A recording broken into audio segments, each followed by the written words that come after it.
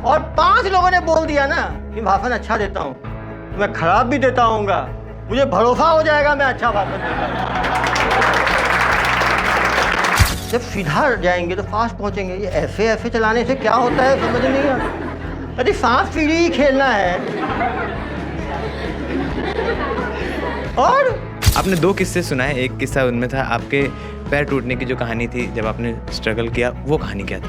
हाँ, 2000 केवल दिखावे पे ना जाए। मैं खुद बोलता हूँ, पहले टैटू बनाया रोशनी, तो 10 दिन में उसको निकलवाने पहुँच गए रोहिणी, फिर 10 दिन बाद आए उसको निकालो। अरे भाई रिलेशनशिप्स और ब्रेकअप की बात आ रही थी तो सभी बच्चों ने ताली बजाई और अभी सवाल सुनते ही सबके चेहरे में मुस्कान आ गई। आपने उस समय एक शब्द पे जोर दिया कि पर्सनल एक्सपीरियंस। वो पर्सनल एक्सपीरियंस क्या है? अब एक बाइक में मैं देखता हूँ, एक लड़का टंकी पे, 4 लड़कियां पीछे, वो समझ नहीं आता। आपको देख पा रहा था मैं, जब से सर एंट्री किए एक टक आप सिर्फ उनकी बातों को सुन रही थी। क्या कुछ सीखने के लिए मिला है?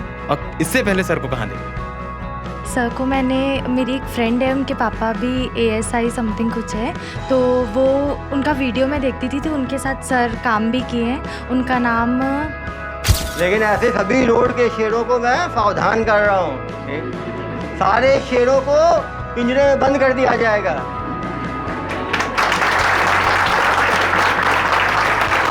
आज हम डॉक्टर अभिषेक पल्लव सर के सामने क्वेश्चन पूछने की स्थिति में नहीं थे, क्योंकि हर प्रश्न का जवाब आज यहाँ मिल गया।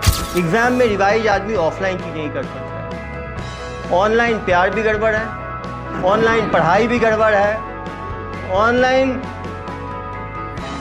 गड़बड़ नहीं है। देखने का 2 पर्पस हो सकता है, या तो कुछ सीखने के लिए या तो बचने के लिए कि अभी सर कहाँ हैं। नमस्कार, मैं संजय, भिलाई टाइम्स देखना शुरू कर चुके हैं आप। इस वक्त हम मौजूद हैं डॉक्टर संतोष राय इंस्टीट्यूट में। यहाँ पे दुर्ग SP डॉक्टर अभिषेक पल्लव आए हुए हैं, बच्चों से बातचीत की, बच्चों से मुखातिब हुए। 2 सेशन में एक क्लास चला और उन्हें मोटिवेट किया गया, उनकी प्रॉब्लम्स को जाना गया, समझा गया। बहुत सारी चीज़ें हैं, अगर टॉपिक के बारे में बताना शुरू करूँगा तो शायद समय कम पड़ जाए, क्योंकि SP साहब ने इतने सारे मुद्दों पर चर्चा की है कि आपको जानना ज़रूरी है, तो डायरेक्ट उनसे ही बातचीत करेंगे। सर, आज स्टूडेंट से मुखातिब हुए हैं आप, क्या पहला एक्सपीरियंस ये कैसा था इन बच्चों के लिए? हाँ, कॉमर्स की दुनिया में पहला ही मेरा एक्सपेरिमेंट रहा है। बच्चों के साथ इंटरेक्शन हुआ, करीब 150 बच्चों के साथ इंटरेक्ट किया गया। बच्चों की जो समस्याएं हैं उसके बारे में उनको जो भी मेरे एक्सपीरियंसेस है उसको शेयर किया गया। बच्चों को लाइफ में कैसे आगे बढ़ना है, leadership skills, soft skill training, hard skills की importance, law, accountancy, basic concept के बारे में जो ज़रूरतें हैं उसके बारे में बच्चों को बताया गया। और ये बहुत खुशी की बात है कि बच्चों ने अपने ध्यान से इसको सुना और जो अपनी समस्याएं थी उसके बारे में बताया। निश्चित रूप से बच्चों को इससे फ़ायदा हुआ होगा और इसको एक स्ट्रक्चर्ड एनवायरनमेंट में आगे भी एक सेमिनार टाइप का करने की हमारी कोशिश रहेगी। सर, जब आप बच्चों से मुखातिब हो रहे थे, बातचीत कर रहे थे, तो हम भी सुन रहे थे और कुछ ऐसी पर्सनल चीज़ें हैं जो हम भी जानना चाहेंगे और बच्चे भी शायद जानना चाहेंगे। आपने 2 किस्से सुनाए, एक किस्सा उनमें था आपके पैर टूटने की जो कहानी थी जब आपने स्ट्रगल किया, वो कहानी क्या थी?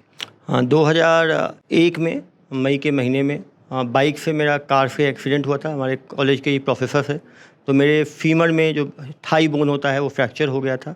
क्योंकि जल्दबाजी में जल्दी वेट बेयरिंग के कारण ऑपरेशन फेल हो गया और दोबारा मुझे ऑपरेशन कराना पड़ा।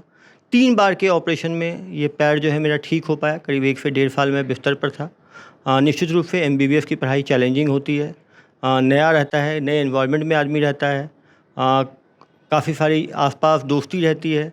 जब आदमी बीमार पड़ जाता है, अकेला पड़ जाता है, तो काफ़ी दोस्तियाँ भी अफेक्ट होती हैं, रिलेशनशिप्स में उसका फ़र्क पड़ता है। तो निश्चित रूप से बुरे टाइम हर आदमी के जीवन में आता है। वो एक लर्निंग एक्सपीरियंस था मेरे लिए कि अकेले ज़िंदगी कैसे काटा जाए, मतलब जब आप पीछे छूट जाते हैं तो कैसे आगे बढ़ा जाए, कैसे समस्याओं से लड़ के आदमी आगे बढ़े, परिवार से दूर रहने के बाद भी अपनी कैसे एकाग्रता बना के रखे, और एडवर्सिटी के बीच में आदमी अपने आप को कैसे मोटिवेट रखे। निश्चित रूप से वो 2 साल मेरे लिए काफ़ी दुखदाई रहे, लेकिन अच्छे एक्सपीरियंसेस रहे। हर चीज़ में आदमी को एक दूसरा पहलू, पॉजिटिव पहलू ढूंढना चाहिए। मैं बिस्तर पे था तो दिन भर कोई काम नहीं था, तो मेडिकल की किताबें पढ़ना, बाकी किताबें पढ़ना, रीडिंग हैबिट डालना, चिंतन करना, टॉपिक्स को समझना, और निश्चित रूप से उसका फ़ायदा मिला कि बेड पे रह के भी मैं अच्छी तरह पढ़ पाया, जिसके कारण जब पोस्ट ग्रेजुएशन का एग्ज़ाम हुआ तो भारतवर्ष में मेरी डबल डिजिट में रैंक आई। तो निश्चित रूप से जब भी कोई परेशानी हो तो उसमें पॉजिटिव पहलू ढूंढें। एक चीज़ कभी नेगेटिव होता है तो उसके साथ काफ़ी पॉजिटिव चीज़ें हो सकती हैं, उसको हम ढूंढ के निकालेंगे तो पॉजिटिव होगा। और कभी भी नेगेटिव टाइम हमेशा के लिए नहीं रहता, उसके बाद कहीं ना कहीं एक पॉजिटिविटी होती है जो आगे मिलता है। यदि हम नेगेटिव टाइम को हौसले के साथ पार कर लें तो एक सफलता का रास्ता हमारा इंतज़ार कर रही होती है। इसी सिद्धांत के साथ मैंने काम किया। काफ़ी बार आदमी जब कम उम्र में रहता है तो एक्सपीरियंस से सीखता है, अपने ऊपर होती है तो सीखता है, लेकिन सफल आदमी वो है जो बिना गलती किए दूसरों के एक्सपीरियंस से सीखे। इसीलिए ज़रूरी है कि हम बड़े लोगों के मेमोयर पढ़ें, ऑटोबायोग्राफी पढ़ें। जो दूसरे नेगेटिव लोग हैं वो अपनी नेगेटिविटी में कैसे निकलते हैं उससे सीखें। जो दूसरों की गलतियों से सीख के अपने आप को एनरिच करे वो व्यक्ति जो है स्पेशल होता है। सभी बच्चों से भी मैंने यही आह्वान किया कि वो निगेटिव चीज़ें लाइफ में उसके बारे में ना सोचें, जो कमियां हैं उनके बारे में ना सोचें, जो उनके अंदर रिजर्व है, जो उनको अपॉर्चुनिटी मिली है उसके बारे में सोचें और अच्छा करने की कोशिश करें जिससे कि उनका उनके परिवार का नाम रोशन हो। सर, जब रिलेशनशिप्स और ब्रेकअप की बात आ रही थी तो सभी बच्चों ने ताली बजाई और अभी सवाल सुनते ही सबके चेहरे में मुस्कान आ गई। आपने उस समय एक शब्द पे जोर दिया कि पर्सनल एक्सपीरियंस। वो पर्सनल एक्सपीरियंस क्या है? अब मेरे कॉलेज वाले जानते ही हैं। अब क्योंकि लाइफ आगे बढ़ता है, आप एक अलग रिलेशनशिप पे बाद में जाते हैं, जैसे टू अपने अलग दो रास्ते बन जाते हैं, सब अपने रास्ते पर जाते हैं। तो उन चीज़ों पर नहीं जाते हुए मैं कहूँगा कि ऐसी उम्र होती है जब हार्मोनल चेंजेस रहते हैं। हर आदमी के लिए हार्मोन्स जो हैं वो उतार चढ़ाव रहते हैं। आदमी के अंदर एक क्यूरियोसिटी रहती है। हर आदमी के जीवन में छोटे मोटे फेलियर रिलेशनशिप में रहते ही रहते हैं। इमोशनल फीलिंग्स जो हैं वो होता ही होता है। काफ़ी लोग को दबा देते हैं, काफ़ी लोग को जाहिर कर पाते हैं। निश्चित रूप से उसमें भी खुशी है कि आप फेलियर के बाद भी आपस में खटास ना रखें, दोस्ती बरकरार रखें, एक दूसरे से सीख पाएँ, उससे रिकवर कर पाएँ। ये बहुत ज़रूरी है क्योंकि कभी भी यदि आपके इमोशनल रिलेशनशिप में ब्रेकेज हो तो आप एम्पैथेटिक हों कि दूसरे आदमी ने ऐसा क्यों डिसीजन लिया, किन कारणों से लिया। कोई रिलेशनशिप के बिना ज़िंदगी रुकती नहीं है। दूसरा आदमी अपना रास्ता लेता है, आप अपना रास्ता लेते हैं। उसमें डिमोरलाइज ना हो, डीमोटिवेट ना हो, पेसिमिज्म की ओर ना डूबें। कोई भी रिलेशनशिप टूटने के बाद एक नया रिलेशनशिप आपके लिए वेट कर रहा है, उसमें आगे बढ़ें। लेकिन ज़रूर अपने अंदर एक क्रिटिकली एनालाइज करें कि क्या कमियां रह गई थी आपके अंदर कि इस रिलेशनशिप को आप चला नहीं पाएँ। तो एक रिलेशनशिप फेलियर भी आपको एक मैच्योर इंसान बना सकता है। लेकिन यदि आपने गलतियों को सुधार नहीं किया तो कुछ लोग हैं जो बार बार रिलेशनशिप में ठोकर खाते हैं, बार बार फेल होते हैं और हर फेलियर आपको कहीं ना कहीं एक स्कार आपके ऊपर छोड़ के जाता है जो कि आपको एक नेगेटिविटी की ओर ढकेलता है। सर, एक आखिरी सवाल। यूथ में देखा जा रहा है कि पढ़ाई को लेके या अलग स्ट्रेस को लेके सुसाइड बहुत बढ़ रहे हैं। अभी कुछ ही दिन पहले नीट के एग्ज़ाम के एक दिन पहले ही जस्ट जो नीट एस्पिरेंट थे उन्होंने सुसाइड कर लिया। इसको लेके कैसे देखते हैं आप? निश्चित रूप से आत्महत्या एक बहुत बड़ा एक बीमारी या कह सकते हैं एक एपिडेमिक के रूप में इस देश में उभर रहा है। कहीं ना कहीं अनड्यू एक्सपेक्टेशन एक इसका फैक्टर है। हमारे क्लोज फ्रेंड्स ना होना जिनसे हम बात शेयर कर सकें वो दूसरी चीज़ है। कहीं ना कहीं पेरेंट्स से भी हम दूर जाते जा रहे हैं, वो एक तीसरा इशू है। हम नशे के आदी होते जा रहे हैं, नशे में एग्रेशन बढ़ता है, डिप्रेशन बढ़ता है, वो एक कारण है। हम स्टेबल रिलेशनशिप में नहीं रह पा रहे हैं जिसके साथ अपनी बातों को हम शेयर कर पाएँ, वो है। ऑनलाइन और इंटरनेट में हम हावी हो गए हैं जिसके कारण हमारे personal relationship, face to face relationship नहीं है जिसके सामने अपना हम दुख दर्द को हम बयां कर सकें, ये एक कारण है। और कहीं ना कहीं जो इम्पल्सिव है कि हम तुरंत कोई चीज़ में डिसीजन में आ पाते हैं, वो भी एक कारण है। हाँ, हमें ऐसा लगता है कि चारों तरफ निराशा ही निराशा है। यदि हम कुछ समय रुकें, सोचें, तो कहीं ना कहीं और बहुत सारे रास्ते खुल जाएंगे। काफ़ी लोग कुछ चीज़ के लिए इतने पागल हो जाते हैं कि उनको उसके सिवा कुछ नहीं दिखता। यदि कोई चीज़ हमें नहीं मिली, कोई नीट की तैयारी कर रहा है और डॉक्टरी नहीं कर पा रहा है, तो ज़रूरी नहीं है कि वो डॉक्टर बन के ही अच्छा होगा। हो सकता है कोई बड़ा फ्यूचर करियर उसके लिए अवेट कर रहा हो। मैंने देखा काफ़ी लोग यूपीएससी की तैयारी करते थे, यूपीएससी नहीं कर पाए, आज वो सफल लॉयर हैं, प्रोफेशनल्स हैं, आर्किटेक्ट्स हैं। काफ़ी बार आप मेहनत करके भी अचीव नहीं कर पाते। लेकिन निश्चित रूप से फीडबैक की ज़रूरत है, अपने आप को पॉजिटिव चेंजेस की आवश्यकता है। और आप बहुत परेशान हो तो प्रोफेशनल हेल्प लें। डॉक्टर्स हैं, काउंसलर्स हैं, साइकोलॉजिस्ट हैं। यदि आप प्रोफेशनल हेल्प नहीं लेंगे, खुद डिसीजन लेंगे, निश्चित रूप से हानिकारक हो सकता है। बहुत ज़रूरी है पेरेंट्स के लिए भी, जो क्रूशियल टाइम होता है एग्ज़ाम के जस्ट पहले, रिजल्ट के जस्ट पहले, रिजल्ट के जस्ट बाद, उस टाइम वो बच्चों के साथ संवाद में रहें। काफ़ी पेरेंट्स उस टाइम संवाद में नहीं रहते हैं।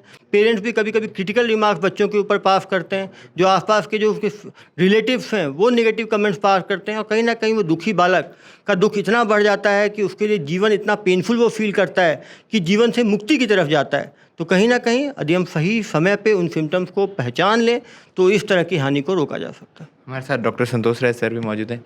सर, आप खुद मोटिवेशनल स्पीकिंग के लिए जाते हैं, जगह जगह बच्चों के सेशन लेते हैं। आज आप भी सर की बातें सुन रहे थे और सीख रहे थे। क्या कुछ सीखने को आपको मिला और बच्चों के लिए कितना फ़ायदेमंद? हाँ, मैं ये कहना चाहूँगा कि कॉमर्स के इस जगह पे, कॉमर्स की इस दुनिया में जहाँ CA, CMA, CS के बच्चे हैं, डॉक्टर अभिषेक पल्लव जी ने जिस शालीनता, जिस हम्बलनेस के साथ, और ऐसा लगा नहीं इन बच्चों को कि हम पिछले 2 घंटे से हम सर की बातें सुन रहे हैं, तो इन्होंने एक बड़े खूबसूरत अंदाज में कुछ बातें बता दी कि हम्बल होना बहुत ज़रूरी है, आपका व्यवहार कुशल होना ज़रूरी है। डिसिप्लिन भी बहुत ही खूबसूरत अंदाज में बता दिया कि ज़िंदगी बड़ी खूबसूरत है, उसको खूबसूरत अंदाज में जियो। अगर ज़िंदगी को तुम बदसूरत बना रहे हो तो अपने आप बदसूरत बन जाएगी। तीसरा, अच्छे दोस्तों के साथ एक अच्छा बॉन्डिंग कैसे क्रिएट करें, हार्ड वर्क कैसे करें, हर पार्ट को। मुझे ऐसा लगा कि शायद आज हम कॉमर्स वाले जो क्वेश्चन पूछने में बहुत माहिर हैं, बहुत क्वेश्चन पूछते हैं, आज हम डॉक्टर अभिषेक पल्लव सर के सामने क्वेश्चन पूछने की स्थिति में नहीं थे, क्योंकि हर प्रश्न का जवाब आज यहाँ मिल गया। जिनके लिए ये पूरा सेशन रखा गया था उनसे भी बातचीत करेंगे। सबसे पहले आप सबसे एक कॉमन क्वेश्चन करूंगा, सर को कौन कौन जानता है? सर का नाम? इससे पहले जो SP सर थे उनका नाम? आपको देख पा रहा था मैं, जब से सर एंट्री किए एक टक आप सिर्फ उनकी बातों को सुन रही थी। क्या कुछ सीखने के लिए मिला है? और इससे पहले सर को कहाँ देखे हो? सर को मैंने, मेरी एक फ्रेंड है, उनके पापा भी ASI समथिंग कुछ है, तो वो उनका वीडियो में देखती थी, तो उनके साथ सर काम भी किए हैं। उनका नाम यशवंत श्रीवास्तव है। तो मेरे को बहुत अच्छा लगता था उनको देखने के लिए, तो मैं रिलेट कर पा रही थी बहुत चीज़ें। और सर बहुत कुछ बताए कि मोटिवेट होना चाहिए हर चीज़ों से, तो बहुत कुछ सीखने के लिए मिला। और बहुत कुछ जो चल रहा है वो बहुत सारा रिलेट हो रहा था, और बहुत अच्छा लगा सुन के। इससे पहले जब सर की एंट्री होनी थी, तो जब इंट्रोड्यूस कराया गया कि SP सर आने वाले हैं, तो सबके चेहरे में एक अलग ही खुशी थी कि हाँ, मिलने का मौका मिलेगा, सामने से सुनेंगे। लड़के भी हमारे साथ मौजूद हैं। सर ने बहुत कुछ बताया, उसमें इम्पोर्टेंट था सांप बना के गाड़ी चलाना, खुले में बैठना, डिस्कशन करना। कितनी चीज़ें आप लोग करते हो? टू बी ऑनेस्ट मैं ऐसा नहीं करता, मेरे कुछ फ्रेंड्स करते हैं, और मैंने उनको सर का वीडियो दिखाया भी है, भेजा भी है पर्सनली, एंड उनका रिएक्शन वेल देखने लायक था, बोल सकते हैं। एंड बस उनको वापस जाके यही आप लोग सर को देखते हो कहीं दुर्ग पुलिस की लाइव में या कहीं यूट्यूब में? मैंने यूट्यूब में सर को देखा है। हाँ, देखने का 2 पर्पस हो सकता है, या तो कुछ सीखने के लिए या तो बचने के लिए कि अभी सर कहाँ हैं। नहीं, मेरा दोनों पर्पस नहीं था। मुझे सर का वीडियो किसी फ्रेंड के थ्रू आया था, मैंने भी सर का वीडियो ऐसे ही भेजा है दूसरों को। हाँ, मुझे सीखने को बहुत मिला। लेकिन तो आज का सेशन बहुत अच्छे से कंप्लीट हुआ। सर ने 2 सेशन में क्लासेस ली और बच्चों को बहुत कुछ सीखने के लिए मिला। आप उनकी खुशी से ये देख सकते हैं कि किस तरीके से उन्होंने सीखा है। डॉक्टर संतोष राय सर ने भी अपनी एक्सपीरियंस शेयर किए। तो इस तरह के बाकी अपडेट के लिए बने रहिए हमारे साथ और भिलाई टाइम्स के चैनल को सब्सक्राइब करें।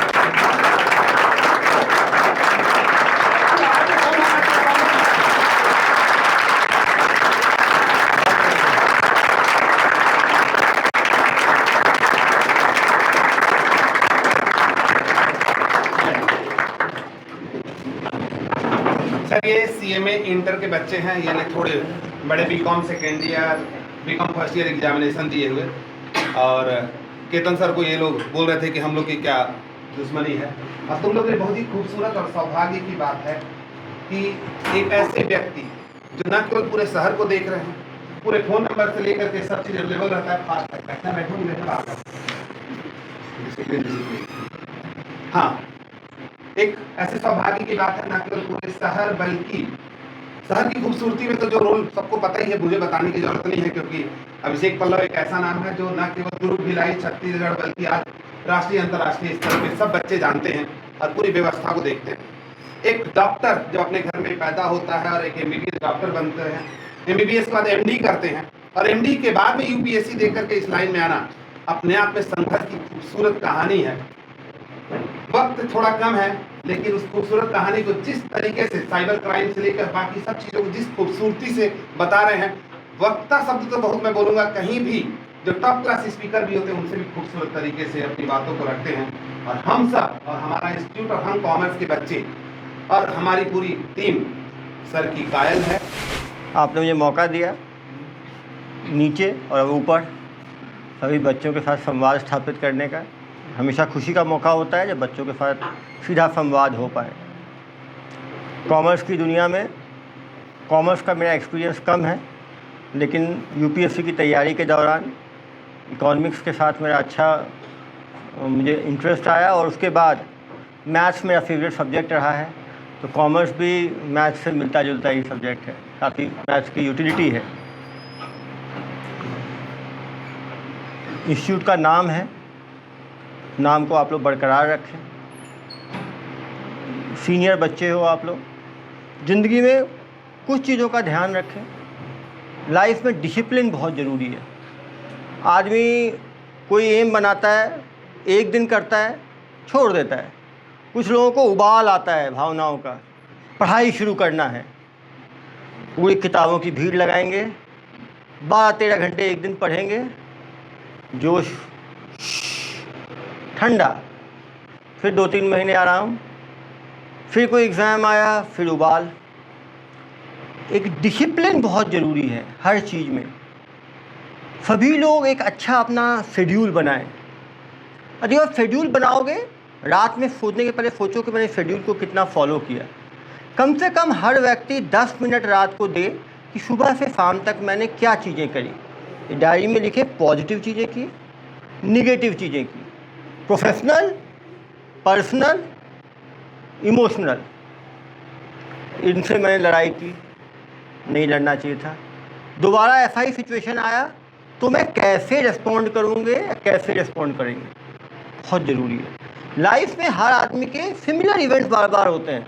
यदि आप उसके रिस्पॉन्स को सोचोगे तो आपको खुद समझ आएगा कि बेटर रिस्पॉन्ड हम कैसे कर सकते हैं। एक बार आपने अपने इमोशनल रेगुलेशन सीख लिया तो लाइफ में इससे अच्छा कुछ भी नहीं होगा। हमें जब गुस्सा आता है तो हम गुस्सा को कैसे कंट्रोल करें। अब बहुत लोगों को देखोगे जब गुस्सा आता है तो वो इधर उधर घूमने लग जाएंगे, मन नहीं लगेगा किसी काम में। जब तक वो लड़ ना लें उनका गुस्सा ठंडा नहीं होता। एक है लड़ लिए, एक है वहाँ से साइड हो गए, एक है अपने पॉजिटिव काम में लग गए।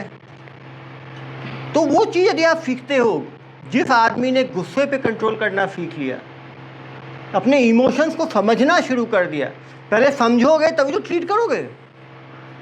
हर आदमी अपना देखे कि सुबह से शाम तक मैंने किया है, क्या क्या चीज़ें ऐसी हैं जिसमें हम अच्छा रिस्पॉन्ड कर सकते थे। पढ़ने के टाइम खेलना, खेलने के टाइम पढ़ना। एक चीज़ और है, जब आप कोई भी काम करते हो शिद्दत से करने की कोशिश करो। जैसे मैं अभी यहाँ भाषण दे रहा हूँ, मोबाइल मेरा वाइब्रेटर पे है। जब तक दूसरा नंबर बहुत कम लोगों को दिया हुआ है मैंने, उसमें कॉल आता है तभी उठाता हूँ। यदि मेरा ध्यान अब मोबाइल की तरफ होगा तो क्या मैं पढ़ पाऊँगा। मोबाइल में कोई ऐसी चीज़ नहीं आएगी कि मैं पढ़ रहा हूँ उस टाइम बिना उसके काम ना चले। ज़्यादा से ज़्यादा क्या होगा, घर में कोई बहुत बीमार पड़ जाएगा, किसी की मृत्यु हो जाएगी, इससे तो बड़ी चीज़ कुछ नहीं हो सकती। वो भी आपको आधे घंटे बाद हो सकता है, कोई अर्जेंट होगा तो कोई आके बता देगा।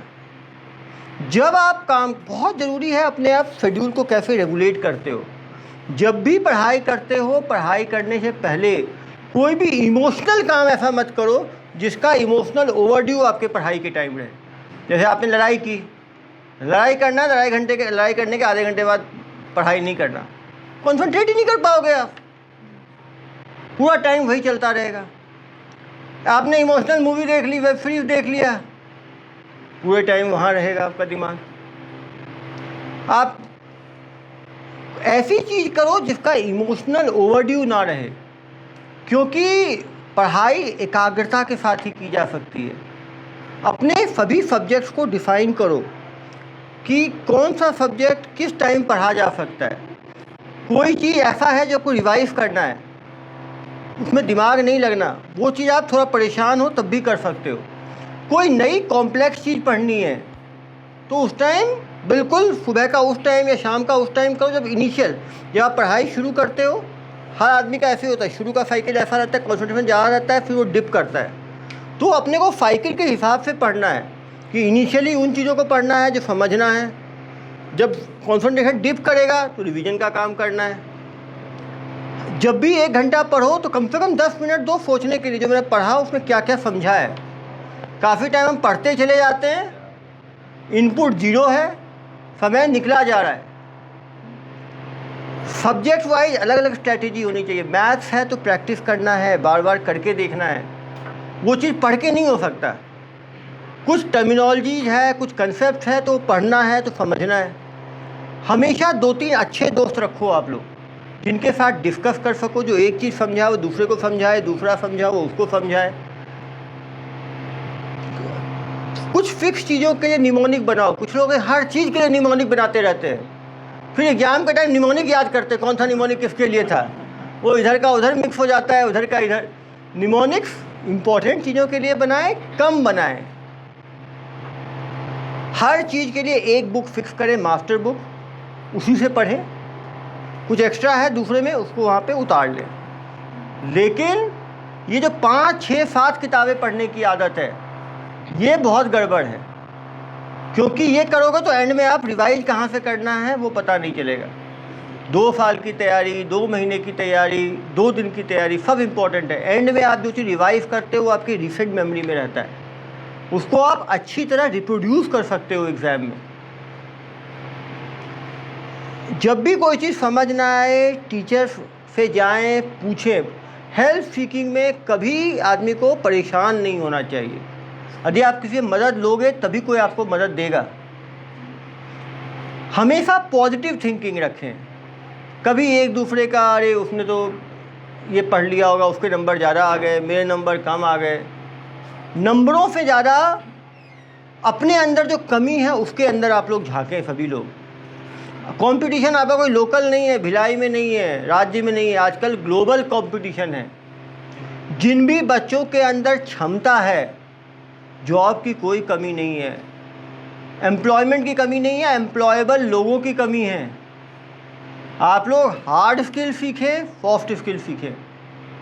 बहुत ज़रूरी है कि सीनियर्स की बातों में ना आए कि प्रैक्टिकल तो अलग होता है, वहाँ पे तो पढ़ाई की कोई ज़रूरत नहीं है, लाइनिंग से हो जाता है, नेटवर्किंग से हो जाता है। वो चीज़ें भी ज़रूरी हैं, सॉफ्ट स्किल। लेकिन सॉफ्ट स्किल आदमी आगे भी सीख सकता है, लेकिन हार्ड स्किल आगे नहीं सीख सकता। जो सब्जेक्ट्स की नॉलेज है, जो आपने अभी ग्रहण किया है, वो दोबारा कभी मौका नहीं मिलेगा। करियर को प्राइमरीली अपने फोकस रखें। जो डिस्ट्रैक्शंस हैं उससे बचें। बच्चे नशे की तरफ जा रहे हैं, काफ़ी बच्चे इसी उम्र में रिलेशनशिप्स में चले जा रहे हैं। हर चीज़ की उम्र है, और जिनका करियर अच्छा है उनका रिलेशनशिप भी अच्छा स्टेबल रहता है। जिनका करियर डिरेल कर गया, 80% का रिलेशनशिप भी, मैं बता रहा हूँ, आप देखना। सबको चाहिए सोशल सिक्योरिटी, फाइनेंशियल सिक्योरिटी और एक मॉरल सिक्योरिटी। क्योंकि जब आप कहीं जाओगे, जो इंडिया में कहते हैं दोस्ती इक्वल्स में होती है, और आप इतने बच्चे बैठे हो, सबका करियर एक जैसा नहीं होगा। कोई यहाँ, कोई यहाँ, कोई यहाँ, कोई यहाँ। एक ट्रायंगुलर पिरामिड बनेगा। जितना ऊपर जाते जाओ पिरामिड छोटा होते जाता है, ट्रायंगुलर है, कोई ये स्क्वायर नहीं हो है ये डेवलपमेंट। ऊपर हाई अचीवर्स हमेशा बहुत कम बन पाते हैं, लेकिन हाई अचीवर्स के कुछ क्वालिटीज़ होते हैं: discipline, dedication, devotion, hard work. जितने लोग पिरामिड के टॉप पे पहुँचे हैं, वो बिना मेहनत के कोई नहीं पहुँच पाया है। यदि आप यंग एज है, आपकी एनर्जी है, इस उम्र में भी यदि आप मेहनत नहीं कर पाओगे, ये समय कभी लौट के वापस नहीं आएगा। सबके टीचर्स एक जैसे, यही टीचर पढ़ा रहे होंगे, कुछ बच्चे ज़्यादा अच्छा पढ़ पाएंगे, कुछ कम पढ़ पाएंगे। समय की यूटिलिटी समझें, किसी समय को बर्बाद ना करें। खोया हुआ समय कभी वापस नहीं आता।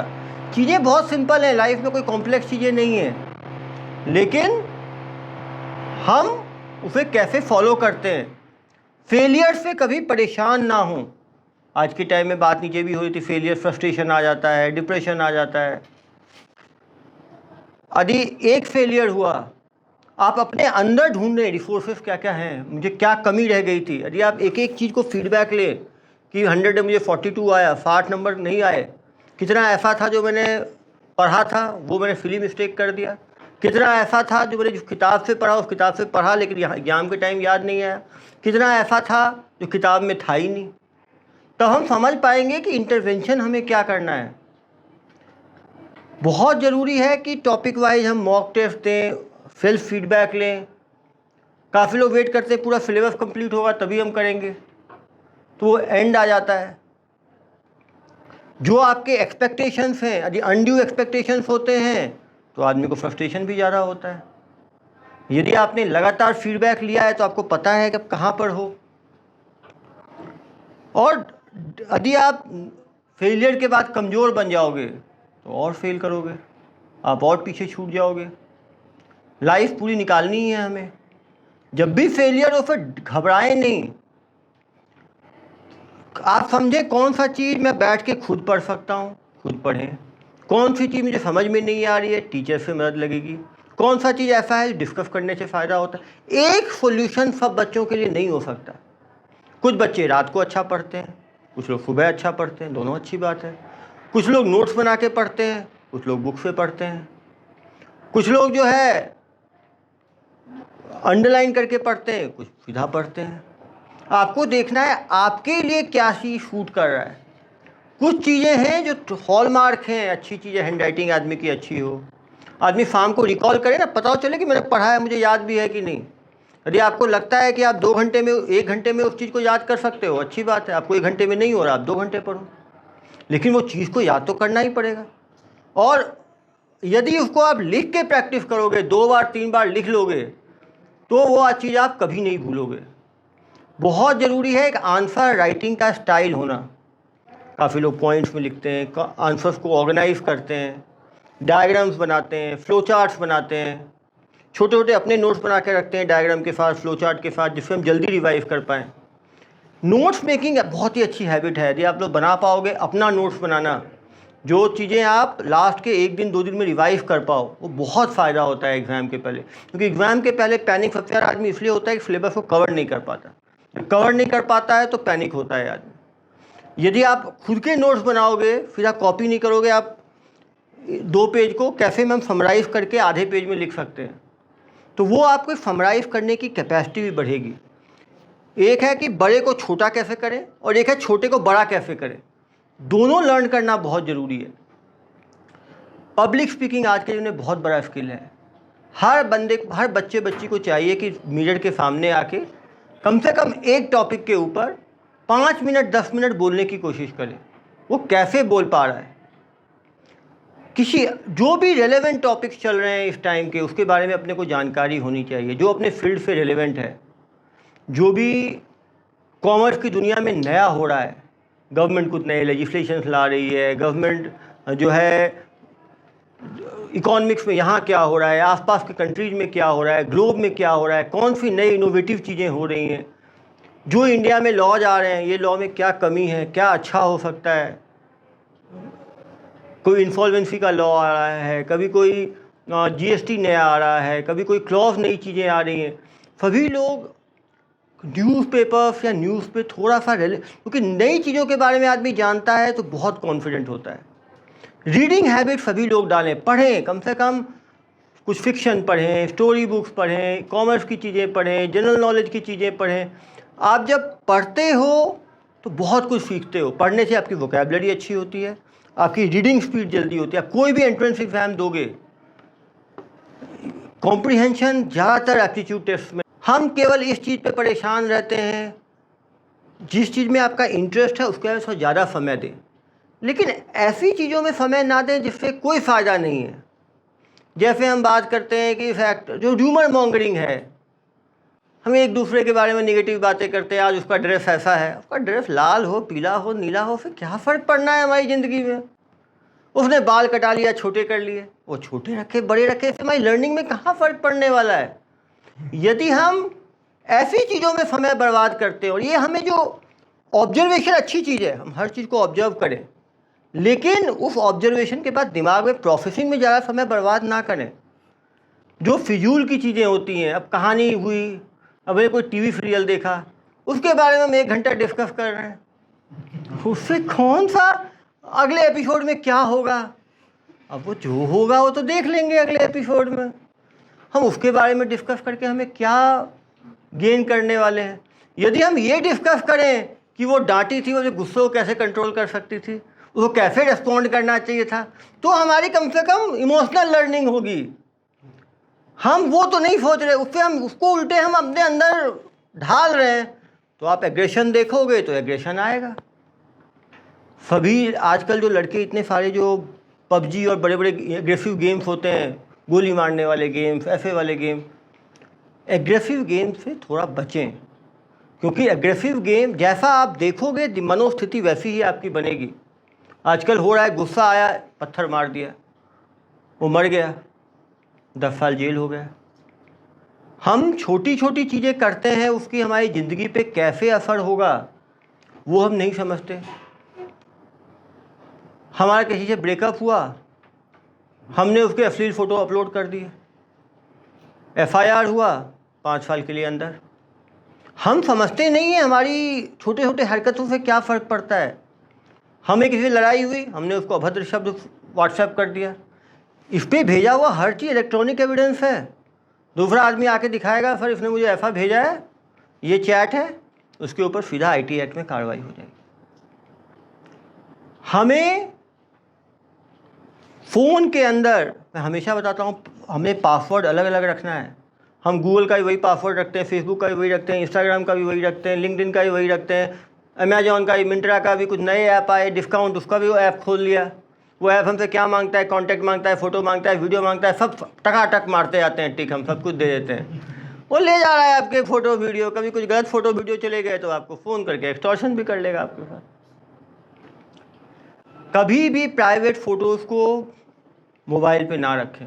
यदि किसी को प्राइवेट फ़ोटो भगवान भरोसे रखना भी है तो एक हार्ड डिस्क खरीदें, उससे अलग करके हार्ड डिस्क में रखें, वो सेफ रहेगा, आपका सुरक्षित रहेगा। आज के दिन में डेटा चोरी सबसे बड़ी चोरी है। फ़ोन में आप जो कर रहे हो दूसरा आदमी देख रहा है। आप देखोगे कुछ लड़के पॉर्न साइट, लड़कियाँ पॉर्न साइट पे गई, क्लिक मारा, देखा, तुरंत उसके बाद चड्डी बनियान के ऐड आने शुरू हो जाते हैं।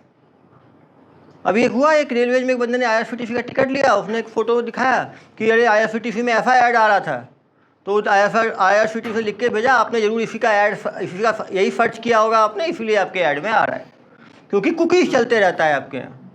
वो सारे आपके ऑनलाइन बिहेवियर को देखते हैं। आप देखो, यदि आप एक जूता खरीदना चाहते हो अमेजॉन पे जाके, कुछ थोड़ी देर के बाद अमेजॉन के ऐड, मिंत्रा के ऐड, जूते के ऐड आने लग जाएंगे।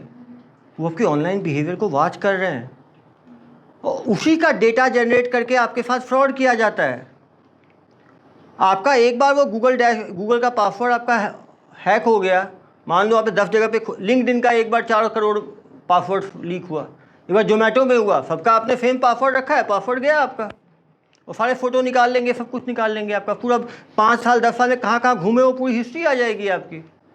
फिर आप ही को धमकाएंगे कि आप गोवा गए हुए थे, आप मुंबई गए हुए थे, आप यहाँ गए हुए थे, इस होटल में रुके थे, आपके साथ इतने लोग रुके हुए थे। फिर आप ब्लैकमेलिंग के शिकार बन जाओगे। बहुत ज़रूरी है कि हम ऑनलाइन बिहेवियर पे नज़र रखें अपने। आज के दिन में यार यहाँ पे आप जो भी काम करोगे आपको उसके लिए एक्स्ट्रा, और यदि आपने कोई काम किया गलत नहीं है, घबराने की ज़रूरत नहीं है। आपको फ्रॉस्टर फ़ोन करते हैं, आप बोलो ठीक है जो करना है कर लो। लेकिन प्रॉब्लम क्या है, आपने अपना कॉन्टैक्ट दिया हुआ है, आपने अपना लोकेशन दिया हुआ है, तो वीडियो निकले सब कॉन्टैक्ट को भेजेंगे, हर जगह आपकी बेइज्जती होगी। वो तो होगी, कुछ नहीं कर सकते उसमें। और पैसा देना शुरू करोगे, कोई एंड नहीं है, पहले 1000 मांगेंगे, फिर 5000 मांगेंगे, फिर 10,000 मांगेंगे। इसलिए बहुत ज़रूरी है कि अपनी मशीन को मशीन ही समझ के रखें, इसको अपनी ज़िंदगी से बिल्कुल जोड़ ना लें। इसमें हम डिजिटल ट्रेट है, इसमें ऐसा कोई भी चीज़ ना लिखें जिसके लिए बाद में हमें शर्मिंदा होने की आवश्यकता पड़े। दूसरा पार्टी यदि शिकायत करेगा तो आप बहुत मुश्किल में फंस जाओगे। बहुत ज़रूरी है अपने गुस्से पे कंट्रोल रखना, अपने खुशी पे कंट्रोल रखना, अपने इमोशंस को देखना। हार्ड स्किल के साथ सॉफ्ट स्किल बहुत ज़रूरी है। Negotiation skill, interrogation skills, effective communication skills, anger control, leadership skills. आप सभी जब यहाँ से पढ़ के निकलोगे तो अपने अपने फील्ड में लीडर होगे। आपके नीचे 5 एम्प्लॉय होंगे, 2 एम्प्लॉय होंगे, 10 एम्प्लॉय होंगे। कहीं कंपनी में काम करोगे, वहाँ आपके एम्प्लॉयज रहेंगे। आप कैसे उनके लिए कंसर्न शो करते हो, कैसे उनको मोटिवेट करते हो। लीडर वो अच्छा होता है जिसके नीचे वाले लोग जो है उसमें अपने फादरली फिगर देखें, उनको लगे कि ये आदमी हमारे लिए है, वो कुछ बोलेगा। आप देखें जो कैरिस्मेटिक लीडर्स, ट्रांसफॉर्मेटिव लीडर दुनिया भर में होते हैं, जो ट्रांसफॉर्मेशन करते हैं, वो अलग होते हैं। लीडरशिप अलग अलग होती है। एक होती है ट्रांजैक्शनल लीडरशिप, जो अपने काम दिया करवा लिया। एक होता है ट्रांसफॉर्मेटिव, जो कुछ नया करते हैं। उसके ऊपर कैरिस्मेटिक होते हैं, जिनकी बातों में जादू रहता है। तो यदि आप जितने लोगों से बातचीत करोगे उतनी आपकी एम्पैथी डेवलप करो। आप लोग, दूसरा आदमी ऐसा क्यों कर रहा है, वो ऐसा क्यों सोच रहा है। यदि किसी ने मुझे गुस्से में कुछ बोल दिया तो आप सोचो ये गुस्से में क्यों बोली होगी, फिर घर में तो कोई तकलीफ़ नहीं है, इसके कुछ परेशान तो नहीं है, मैं इसकी परेशानी जानता हूँ। आप उसे एम्पैथी रखोगे तो आप भी खुश रहोगे। आपको मालूम है कि वो इसलिए ऐसा बोल रहा है क्योंकि वो परेशान है। तो आप गुस्से की जगह आपको प्यार आएगा, कंपैशन आएगा उसके लिए। और यदि आप केवल अकड़ में रहोगे तो लड़ जाओगे। रिलेशनशिप बनाने में बहुत समय लगता है, टूट तो तुरंत जाता है। और जो लोग स्ट्रॉन्ग रिलेशनशिप बना के रखते हैं लाइफ में, आदमी हो सकता है कभी हमारे बातें आपस में ना जमे, आदमी प्यार से अलग हो जाता है। हमेशा एक मार्जिन रहता है हम दोबारा जब मिलें, क्योंकि आज आप लोग एक साथ हो। हमेशा लाइफ में कोहोर्ट चेंज होते रहता है। आज ये 60-70 लोग साथ हैं, ये कहीं जाएगा, वो कहीं जाएगा, वहाँ जाएगा, वहाँ उस कंपनी में तो 15-20 रहेंगे, नया कोहोर्ट बन जाएगा। एक आदमी की ऐसी पर्सोना होनी चाहिए कि जब भी उसके बारे में लोग डिस्कस करें तो बात करें, अरे वो तो ऐसा था, वो अच्छा था, उसने मेरी ये मदद की थी, उसने मेरे लिए अच्छा किया था। यदि ऐसी पर्सोना आप कैरी कर पाओगे तो हर जगह आप रेस्पेक्ट जनरेट करोगे। भाषा अपनी भद्र बिल्कुल जो है। अब देखो, यदि आपने एक बार अभद्र भाषा सीख ली, हमेशा आपको नुकसान रहेगा। और एक ही बताता हूँ, अभद्र भाषा आप हिंदी में दो या अंग्रेजी में दो, वो है तो अभद्र ही। कुछ लोग ये सोचते हैं इंग्लिश में यदि हम गालियाँ दे रहे हैं तो हम स्मार्ट हैं, हिंदी में दे रहे हैं तो हम, ऐसा कुछ भी नहीं है। अच्छी चीज़ सबको सुनने में अच्छी लगती है, ख़राब चीज़ सबको सुनने में अच्छी लगती है। भाषा आप अच्छी रखोगे तो बहुत, आपने लड़ भी लिया तो भी दूसरे आदमी का एक चांस ऑफ रिकॉन्सिलिएशन रहता है। लेकिन भाषा आपने अभद्र बोली, आपने ऐसे शब्दों का इस्तेमाल किया जो उसे चुभ जाएगा, तो रिलेशनशिप हमेशा के लिए ख़त्म हो जाता है।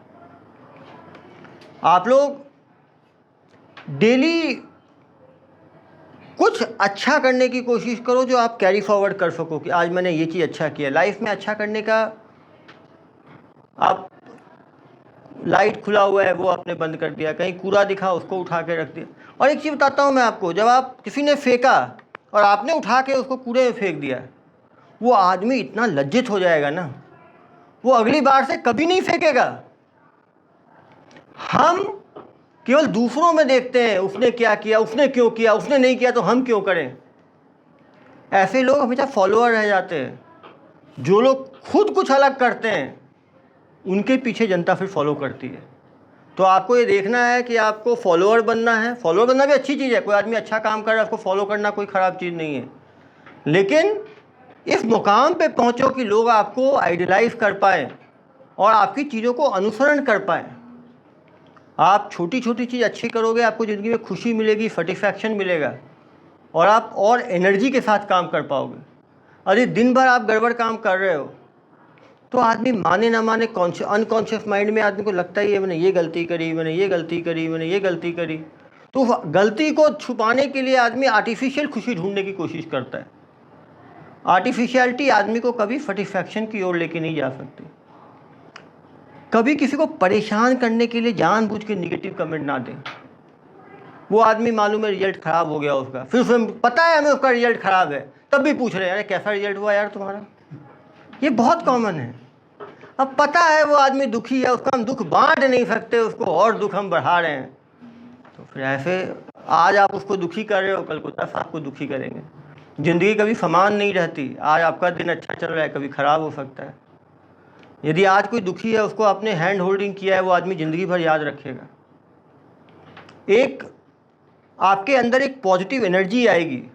जो लोग पॉजिटिव काम करते हैं ना, उनके बॉडी में एक पॉजिटिविटी रहती है और रेडिएट करती है चारों तरफ। लोग ऐसे लोग को सुनना चाहते हैं, ऐसे लोग बैठना चाहते हैं, ऐसे लोग एफिलिएट करना चाहते हैं। और नेगेटिव लोग क्या हैं, वो खुद भी नुकसान करते हैं और उनके आसपास जो लोग रहते हैं उनका भी नुकसान होता है। इसलिए बहुत ज़रूरी है कि पॉजिटिव ऑप्टिमिस्टिक फ्रेंड्स बनाएं जो आपको आगे की तरफ ले जाएं। फ्रेंड्स की संख्या पे ना जाएं, 2-3 क्लोज फ्रेंड्स बनाएं जिनके साथ आप अपनी बात रख सकते हो।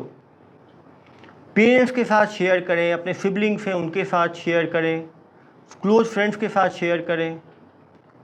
जो चीज़ आप मॉडिफाई कर सकते हो उसकी तरफ रहो। नॉन मॉडिफाइबल फैक्टर है, कलर है, हाइट है, फिजिकल एट्रीब्यूट है, इसको भूल जाएं। ये तो भगवान ने जो बना दिया ये भगवान की देन है, इसमें अपनी क्या मदद, अपना तो कुछ है ही नहीं भाई। जिसको नाक टेढ़ा होना था, सीधा होना था, कान होना था, हाइट होना था, इसमें हमने क्या किया? भगवान ने निकाला, भगवान ने बड़ा किया, भगवान की देन है। भगवान की चीज़ों पे ना जाएं।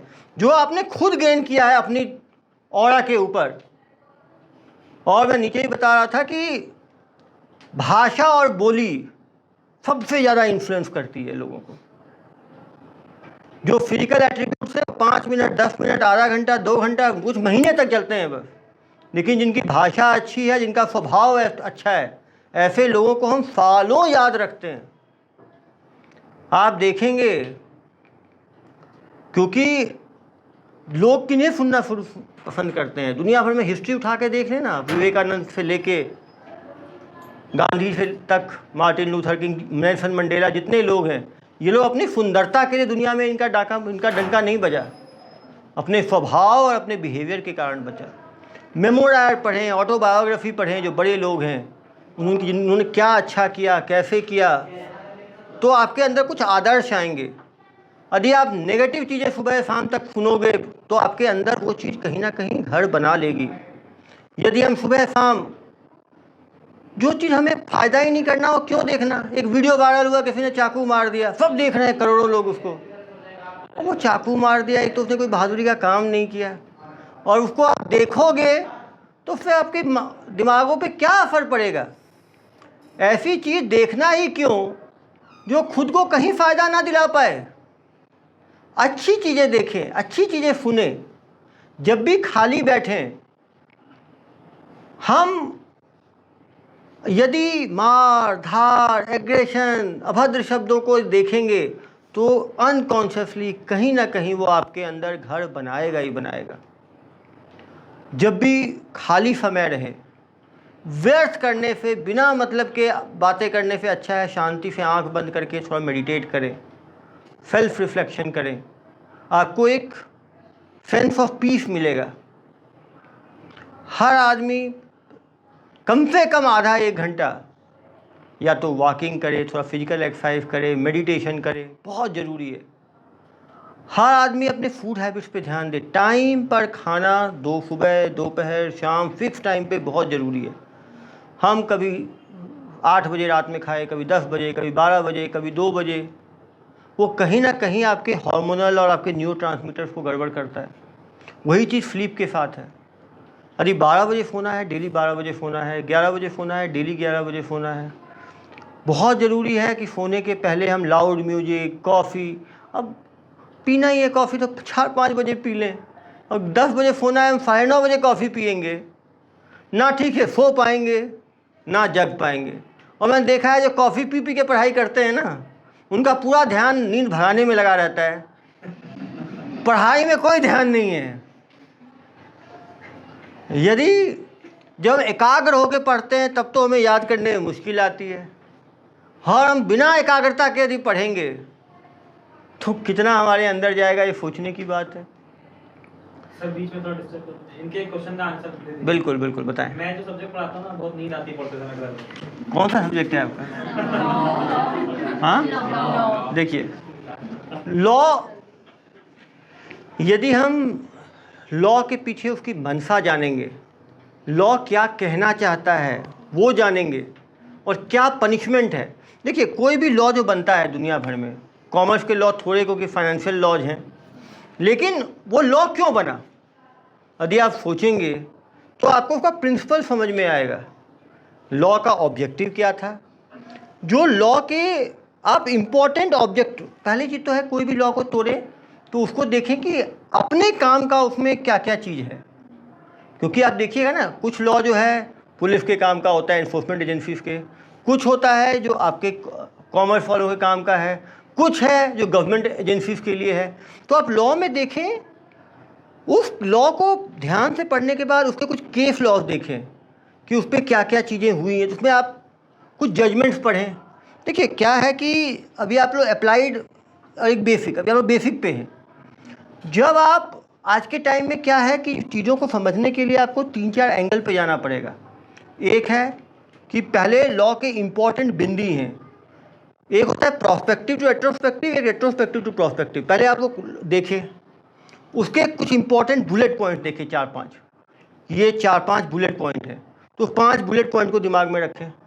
वो 5 बुलेट पॉइंट दिमाग में रहेंगे, जो आप लॉ पढ़ोगे तो उसमें कहाँ पर वो चीज़ें हैं उसको आप देखने की कोशिश करोगे। उसके कुछ MCQs हैं, वो देखो, उस MCQ को ढूंढो उस लॉ के अंदर।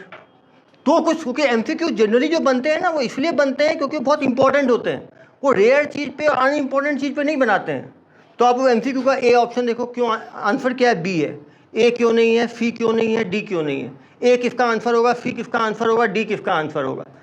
आप उसकी वैरायटी देखोगे, उसके बारे में कुछ इंपॉर्टेंट डिस्कशन चल रहा होगा नेट के ऊपर, आप उसको देखोगे। उसी लॉ के ऊपर काफ़ी यूट्यूब में काफ़ी लोगों ने ज्ञान दिया होगा, आप उस यूट्यूब पे देख सकते हो उसके बारे में, क्योंकि काफ़ी चीज़ें सुनने में, वीडियो बना हुआ है, उसमें इमेज बना हुआ है, उस पर कोई प्रेजेंटेशन है, वो आपको अच्छा लगेगा। हो सकता है वो 1 घंटे में आपको केवल काम की वीडियो में, आधे घंटे की वीडियो में 2 मिनट की चीज़ मिले, जो काम की मिले उसको आपने समझ लिया, उसको आप बुक में वहीं पे लिख लिया। आप एक दूसरे से डिस्कस करोगे कि भाई तुम 5 पूरे लॉ के बारे में मुझे 5 पॉइंट बताना, मैं तुम्हें 5 पॉइंट बताऊंगी। जब आपको 5 ही पॉइंट बताना है उस पूरे लॉ से, तो आप काम की चीज़ बताओगे। सारी धाराएं जानना जरूरी नहीं है, कौन सी धारा क्या कहना चाहती है, कब वो काम आता है, उस पर कौन सा कोई बड़ा फ्रॉड हुआ हो, उस पर कोई सुप्रीम कोर्ट की बड़ी इंटरप्रिटेशन रही हो, वो कभी मीडिया में, कभी किसी चीज़ में रेलेवेंट हो, न्यूज़ में हो। क्योंकि जब आप इंटरव्यू देने जाते हो कहीं भी, तो जो एंटरप्रेन्योर होता है या बड़ा सीए होता है या बड़ा कोई प्रोफेशनल होता है, वो किताब पूरे टाइम नहीं पढ़ता रहता। जो चीज़ उस टाइम चल रही होती है, रेलेवेंट चीज़ें होती हैं, उस चीज़ों को वो जानता है और वही चीज़ वो पूछता है। तो बहुत ज़रूरी है कि हम उसको एक डिस्कशन फॉर्म में समझें, उसको हम बेयर लॉ ना बना दें। बेयर एक्ट होता है ना, नाम ये बेयर, लेकिन वो बेयर नहीं, उसको कपड़े उपड़े पहना के अपने को क्लोथेज बनाना है, और जितने अच्छी तरह उसको आप तैयार करोगे वो उतना अच्छा है। बेयर तो हम एक जैसे होते हैं ना, खूबसूरती तो डालने में होती है, तो आप डालो, बहुत इंटरेस्टिंग लगेगा। जैसे हम लोग भी, जैसे हमारे भी PMLA है, हमारे काम का है, prevention of money laundering act 2002। तो हम उसमें देखते हैं, हाँ भाई ये एक्ट क्यों बना, क्योंकि उस टाइम मनी लॉन्ड्रिंग शुरू हुई होगी, ये बड़े बड़े घोटाले हुए होंगे, उसमें ऑनलाइन ट्रांजैक्शन का क्या क्या रोल है, उसमें कौन सी एजेंसी उसकी जांच करती है, वो बाकी एक्ट से क्यों अलग है। पहले भी इनकम टैक्स के एक्ट थे, पहले भी प्रिवेंशन ऑफ करप्शन एक्ट था, इसमें क्या अलग है, नए सुप्रीम कोर्ट ने इसमें क्या इंटरप्रिटेशंस किए हैं, क्या इसमें नया हो रहा है, इसमें लोगों ने क्यों चैलेंज किया है, इसको किस ग्राउंड पे चैलेंज किया है। लेकिन वो तब होगा जब आप बेयर एक्ट समझ पाओगे ठीक से। यदि आपने बेयर ही नहीं समझा तो हाइब्रिड और एडवांस चीज़ें कहाँ समझ पाओगे। आप जियो उस एक्ट को, मतलब आप सोचो खाली टाइम में कि अरे यार ये सेक्शन 2 था, ये ऐसा था, इसको ऐसा क्यों बनाया होगा। फिर आपका इंटरेस्ट होगा तो आप PMLA के ऊपर जाओगे तो आपको मिलेगा कि एक्ट ये पार्लियामेंट में जब बनी थी, जो स्टैंडिंग कमेटी थी, उसने ये चीज़ें बोला था, दूसरे लोगों ने ये चीज़ बोला था, ये बन के निकला था। ये नया लॉ आने वाला है, PRS पे जाके देखोगे नए एक्ट जो बन रहे हैं, ये हमारे काम का कौन सा एक्ट है? इसमें अभी एक्ट नहीं, पहले तो वो ड्राफ्ट रहता है, ड्राफ्ट पे डिस्कशन हो रहा होता है। देखो नॉलेज का कोई एंड नहीं है, इसीलिए मैंने कहा ना कि अब एक्टिव डिस्कशन करोगे। जो लोग पहले ग्रुप बनाते थे, लीगल ग्रुप, ये ग्रुप, वो ग्रुप, तो अलग बात है। यदि हम 2-3 अच्छे लोग मिलकर इसको डिस्कशन भी आपस में करें, यदि हमने एक एक्ट पे एक दिन दे दिया कि हर आदमी इसके बारे में खड़ा होगा, 10-10 लाइन बताएगा, पढ़ के नहीं बताएगा, अपने हिंदी में या इंग्लिश में ही अपने नॉर्मल लैंग्वेज में बताएगा, तो हर आदमी यदि कुछ कुछ चीज़ें बताएगा, आप सुनोगे तो एक इतना बड़ा एनरिचमेंट होगा। उसको हम केवल बेयर की तरह ट्रीट करेंगे ना, और रटने की कोशिश करेंगे, तो वो कभी जो है हमारे तक लॉन्ग टर्म मेमोरी में नहीं रहेगा। और बहुत चीज़ें ऐसी हैं जो हम याद करते हैं, हो सकता है हम भूल जाएं आने वाले समय में, लेकिन हमने पढ़ा हुआ है तो ये फ़ायदा है कि आगे हमें ज़रूरत पड़ेगी तो हम एक्ट खोलेंगे, तुरंत हमें मालूम चल जाएगा कि यहाँ पर ये चीज़ है। हमें बाद में काम करना है तो किताब के साथ ही काम करना है, ओपन बुक सिस्टम ही है। कोई हमें ये थोड़ी कहेगा कि रट के बता दो क्या है। तो यदि आपने पढ़ा हुआ है, आप समझे हुए हैं। और दूसरी बात क्या है, देखिए एक होता है नॉर्मल ऑर्डिनरी, एक होता है एक्स्ट्रा ऑर्डिनरी। एक्स्ट्रा ऑर्डिनरी आप तब बन पाओगे जब एक्ट के न्यूएंसेस को आप समझोगे। जब आप न्यूएंसेस को समझोगे तो अपने हिसाब से आप उसको री इंटरप्रेट कर पाओगे। बेयर एक्ट हर जगह सेम रहता है, एक लॉयर अच्छा होता है, एक लॉयर ख़राब होता है, क्यों भाई? सेम बेयर एक्ट सब पढ़ते हैं, एक चार्टर अकाउंटेंट भीड़ लगी हुई है, एक के पास कोई नहीं जाता, क्यों भाई?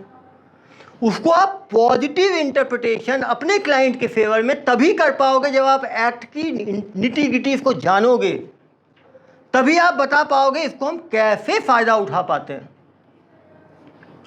अब मेरी लीगल सिस्टम पे इतनी पकड़ है कि कोई व्यक्ति आए तो मैं उसको एडवाइस कर सकता हूँ कैसे इसको लपेट सकते हैं और कैसे इसको निपटा सकते हैं, कैसे इसको छोड़ सकते हैं।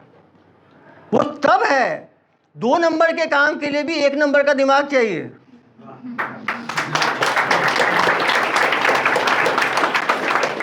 और 1 नंबर का काम करना हमेशा आसान है, 2 नंबर का काम खूबसूरती से करना, और 2 नंबर का चैंपियन वो है जो काम करे और पकड़ाए भी नहीं।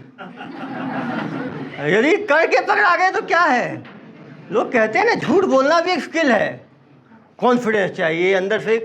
तो मैं वही आप लॉ को समझें, लॉ की आत्मा में जाएं कि उस समय अब PMLA 2002 में क्यों बना, 80s में क्यों नहीं बना, 60s में क्यों नहीं बना, उसी टाइम क्या आवश्यकता पड़ी, किन धाराओं का क्या फ़ायदा है। आप एक एक शब्द उसमें इम्पॉर्टेंट है। शेल अलग है, मे अलग है, विल अलग है, इफ अलग है, वाज अलग है, एक एक शब्द का उसमें इंटरप्रिटेशन है। लॉ को जिए, क्योंकि लॉ ऐसी चीज़ है उसमें आपकी पकड़ बन गई तो आप एज एक्सपर्ट हर जगह बोल सकते हैं। और एक्सपर्ट की तरह तभी आप बोल पाओगे जब उस चीज़ पे आपकी मास्टरी रहेगी। आधा अधूरा आदमी कभी मास्टरी के साथ नहीं बोल सकता, वो भी इंटरनेट के ज़माने में। एक आदमी कुछ बोलेगा 10 आदमी खड़े हो जाएंगे, सर ऐसा नहीं ऐसा है। आप कोई भी चीज़ लिखोगे ब्लॉग में, 10 आदमी उसके तुरंत स्क्रॉल करना शुरू कर देंगे। आप कितने भी बड़े एक्सपर्ट हो, इंटरनेट में सब बराबर हैं, 1 सेकेंड पास भी स्क्रॉल कर सकता है आपको। और लाइफ में जो आदमी क्रिटिसिज्म के लिए ओपन है वही आगे बढ़ सकता है। आदमी को you should always be open for criticism. कोई यदि आपके खिलाफ कुछ बोल रहा है, सोचें कुछ तो सच्चाई होगी, मैं कैसे इंप्रूव कर सकता हूँ। जो आदमी इम्प्रूवमेंट का स्कोप छोड़ दे, वो नदी और पौंड में यही अंतर है ना। पौंड में क्या होता है, पानी ठहराव आ जाता है, जिंदगी में ठहराव आने ना दे। इतने सीनियर लोग हैं, ये लोग भी लर्न करते रहते हैं, हम भी लर्न करते हैं, हर चीज़ होता है, कोई बताता है ये अच्छा है, हाँ भाई ठीक है ये अच्छा है। डोमेन नॉलेज की इज्जत करें। वो डोमेन नॉलेज किसी के पास हो सकती है, कोई स्टूडेंट भी हो सकता है टीचर से अच्छा हो, लेकिन टीचिंग अलग स्किल है, कोचिंग अलग स्किल है, और स्टूडेंट होना अलग है। काफ़ी बड़े बड़े स्टूडेंट होते हैं, वो अच्छे टीचर नहीं बन पाते, अच्छे कोच नहीं बन पाते, स्टूडेंट बहुत सक्सेसफुल हैं। इसीलिए टीचर की कदर करें। टीचर के पास सालों का एक्सपीरियंस है, बताने का एक्सपीरियंस है, समझाने का एक्सपीरियंस है। वो चीज़, बहुत चीज़ें हम खुद नहीं कर सकते। यदि हर चीज़ हम खुद ही लर्न कर पाते ना स्कूल की आवश्यकता होती, ना कॉलेज की होती, ना इंस्टीट्यूशंस की होती। दुनिया भर में जब से सभ्यताएं बनी हैं तब से कुछ चीज़ें रही हैं, एक गुरुकुल, एक पुलिस, एक टैक्सेशन। दुनिया भर में जब से इतिहास आप खोल के देख लो, ऐसी कोई सभ्यता नहीं है कि ये 3 चीज़ें ना रही हों।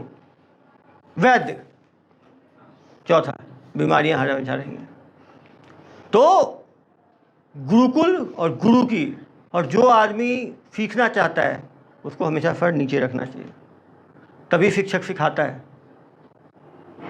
क्योंकि यदि हम ईगो रखेंगे कभी सीख नहीं पाएंगे। और परिपक्व आप तभी होगे जब सीखोगे।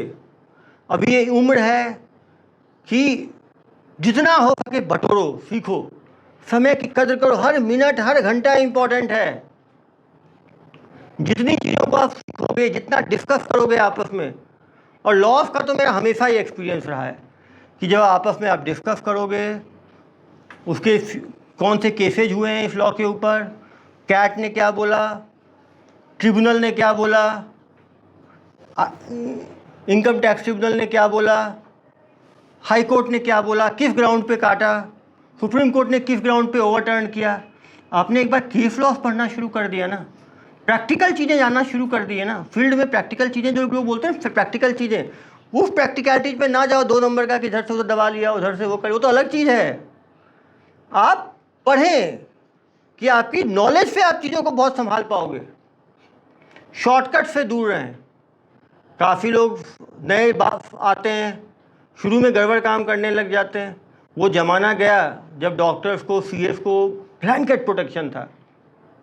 अब डॉक्टर्स भी धरे जा रहे हैं, सीए भी धरे जा रहे हैं, और बढ़ता ही जाएगा। मैं बता रहा हूँ, परसों ही मैंने देखा कि जो अमेंडमेंट आया है पीएमएलए में, उसमें चार्टर्ड अकाउंटेंट्स भी लायबल हैं यदि वो क्लाइंट का की तरफ से ट्रांजैक्शंस कर रहे हैं, प्रॉपर्टीज़ में, शेयर्स में, सिक्योरिटीज़ में।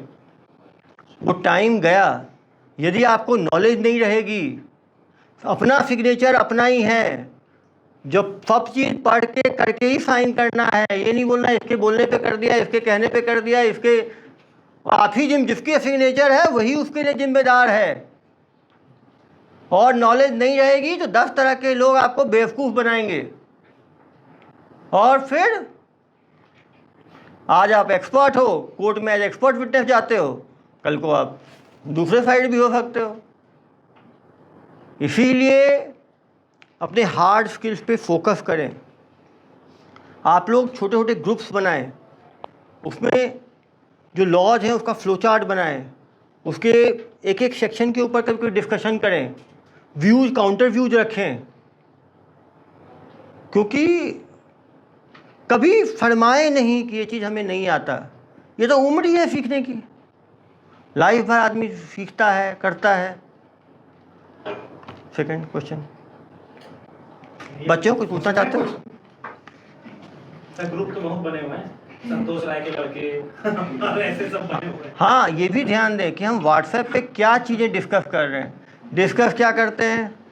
अरे यार ये मूवी आई है, शाम को चलें क्या, यहाँ पार्टी कर लेते हैं।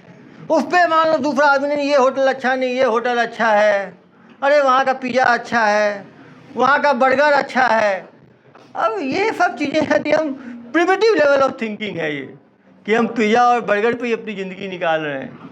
मुंह लटका के बैठे रहते सर, उसने धोखा दे दिया, इसने धोखा दे दिया, ऐसा करके। और देखो धोखा क्या है ना, लाइफ में छोटे छोटे धोखे अच्छे भी हैं, लेकिन बड़े नहीं होने चाहिए। और क्या है, हर रिलेशनशिप फेलियर आदमी को कहीं ना कहीं कमज़ोर बनाता है। ये आप, मैं तो पर्सनल एक्सपीरियंस है, 3-4 महीने ख़राब हो जाते हैं। एग्ज़ाम से पहले तो मैं, यदि किसी को प्रपोज करना भी है तो एग्ज़ाम के बाद करें, जो कम से कम 3-4 महीने आदमी झेल ले। मैंने देखा एग्ज़ाम से जस्ट पहले, और वो एग्ज़ाम ही नहीं गया वो देने, और एक तो एग्ज़ाम देने नहीं गया, हल्ला भी कर रहा है, अरे मैं तो एग्ज़ाम नहीं दे रहा, मैं तो फेलियर हो गया। अरे यार तो हो गया तो बता के क्या वो मेकअप हो जाएगा क्या? आदमी को हमेशा अच्छी चीज़ों का ढिंढोरा पीटना चाहिए और ख़राब चीज़ों का कुछ लोगों में डिस्कस करके उससे निकलना चाहिए। कुछ लोगों को ये लगता है कि हम रोते रहेंगे, हम फेसबुक पर डाल दिया आई एम फीलिंग डिप्रेस्ड, और 10 लोग कमेंट करेंगे व्हाट हैपेंड, क्या हुआ, तुम ठीक हो। जो लोग लिख रहे हैं ना उनको कोई मतलब नहीं है, मजे लेने हैं। और वही 10 लोग को फ़ोन करेगा, सुना क्या तुमने, उसका भी ब्रेकअप हो गया, अरे मैंने सुना है उसने सुसाइड अटेम्प्ट कर लिया है, पूरी र्यूमर मॉन्गरिंग होगी उसके बाद, तिल का तार। तो इसीलिए अपने क्या चीज़ें पब्लिक की डालना है उस चीज़ को समझें, हमेशा पर्सन टू पर्सन कांटेक्ट रखें, कभी कोई प्रॉब्लम हो तो सीधा सीधा बातचीत करें, लोगों से दुख शेयर करें। सोशल मीडिया सोशलाइजेशन के लिए है, कौन कहाँ पे है, कब है, क्या कर रहा है, ठीक है, थोड़ा जानकारी हो जाती है, अपने को अच्छी चीज़ है, ये टूल है, इससे हम दूर नहीं भाग सकते। आज के में इंस्टाग्राम से, फेसबुक से, स्नैपचैट से सब आ गए हैं, लेकिन फिक्स टाइम डेली। और ये भी है कि ये तुरंत व्हाट्सअप चेक करने की आदत ख़राब है। मैं देखता हूँ लोगों को एक बार 10 मिनट बाद देखा क्या है, फिर 5 मिनट के बाद क्या है। अरे वो क्या हो जाएगा 5 मिनट में, ऐसा कौन सा दुनिया रुक जाएगी आपके, नहीं देखोगे आप व्हाट्सएप। तो पढ़ाई के टाइम साइड रखना है। और बता रहा हूँ ऑफलाइन से अच्छी कोई पढ़ाई नहीं है। एग्ज़ाम में रिवाइज आदमी ऑफलाइन चीज़ें ही कर सकता है। ऑनलाइन प्यार भी गड़बड़ है, ऑनलाइन पढ़ाई भी गड़बड़ है, ऑनलाइन सब गड़बड़ नहीं है, ऑनलाइन ध्यान से करना है। ऑनलाइन बहुत चांस होता है धोखे में पड़ने का। ऑनलाइन में आदमी को सही चीज़ ढूंढना बहुत मुश्किल है, क्या काम की चीज़ है, कौन अच्छा है, क्या ख़राब है। ऑनलाइन बहुत मटेरियल मिलेगा, सब अच्छा है गारंटी थोड़ी है। कोई आप भी एक्सपर्ट हो, कुछ लिख दो ऑनलाइन, अब वो क्या वो एक्सपर्ट ने लिखा है कि नॉर्मल कॉमनर ने लिखा है, उसको परखने के लिए भी आपको एक्सपर्टाइज चाहिए। एक टॉपिक पे 1000 वीडियोज मिलेंगे आपको, लाइन कौन अच्छा है, कौन ख़राब है, किसमें कितनी नॉलेज है, कौन कितने मिनट का है, कौन कितना। कोई आपको अच्छा मटेरियल दिखा, वो दूसरे को आप शेयर कर सकते हो, ये लिंक अच्छा है। हम आज पढ़ाई की जो अच्छी चीज़ शेयर करते हैं नहीं, हम तो शेयर क्या करते हैं, यही सब चीज़ें, पिज़्ज़ा और बर्गर। हम अच्छे कुछ नोट्स बनाए जो बहुत ही इन्फॉर्मेटिव है, तुरंत रिवाइज हो सकता है, उसको ग्रुप पे डालें, बाकी लोग भी उसको एंजॉय करें। तो हम तो बाकी में भी कंपटीशन में रहते, अरे यार मैं तुम्हें नोट दिया था फ्रेंड समझ के, तुमने उसे क्यों दे दिया, उससे तो बनती नहीं मेरी। अरे नहीं बनती तो वो पढ़ लेगी तो आपका क्या उखाड़ लेगी। नॉलेज ऐसी चीज़ है जिसको जितना बांटोगे उतना बढ़ेगा। हर चीज़ कॉन्फिडेंस से आता है। यदि आप कुछ बनाओगे, दूसरे को भेजोगे, वो थोड़ा और उसको इम्प्रूव करके फिर आपको वापस भेजेगा। ये जो क्राउड सोर्सिंग है ना, वो इम्प्रूव होते चले जाता है। जिन लोगों ने भी नॉलेज को रोक के रखने की कोशिश की है ना, वो पीछे छूट जाते हैं। आप लोग हर सब्जेक्ट को कैसे आइडियल ढंग से पढ़ना है उस स्ट्रेटेजी पे जाएं। एग्ज़ाम के प्रॉपर पैटर्न को समझें। एक आंसर राइटिंग, एक MCQ सॉल्व करने का एक अलग निक होता है, सब्जेक्टिव एग्जाम देने का एक अलग निक होता है।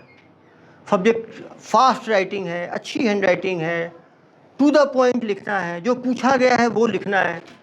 पूछा है क्रिटिकली एनालाइज, आप उसकी विशेषताएं लिखे जा रहे हो।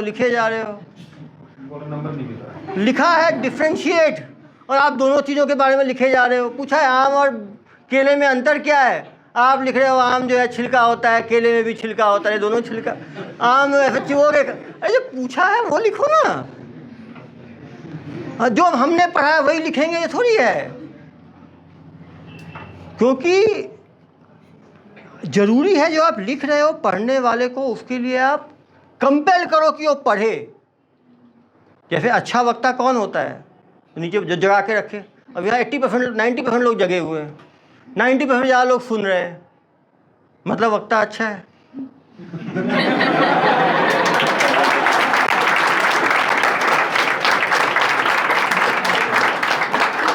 कुछ आंसर शीट इतना ख़राब होता है कि वो हरासमेंट है बेचारे उस टीचर के लिए। लगता है क्या कुकर्म किए हैं, मतलब एक एक लाइन पढ़ने पे आंखों पे जोर पड़ता है। अरे चश्मा ना है तो चश्मा लग जाएगा उसका एक दिन आंसर शीट पढ़ने के बाद। और आप सोचो यदि उसको आप इतना हरासमेंट कर रहे हो तो बदला किस पे उतारेगा, आंसर शीट पे। वही चीज़ है। एक है इतना अच्छा फ्लो चार्ट है, डायग्राम्स है, हेडिंग है, हाईलाइट किया हुआ है, डिफरेंशिएट पूछा, टेबल बना के डिफरेंशिएट किया हुआ है, तो देख के ही उसको लगेगा अच्छा है। और आप देखोगे ना एग्जामिनर्स इतना फास्ट पेपर चेक करते हैं ना, और टकाटक पेज बदलते हैं, नंबर डालते जाते हैं, तब भी वो नंबर सही डलते हैं। एक तो उनका एक्सपीरियंस है और दूसरा प्रेजेंटर की क्वालिटी है।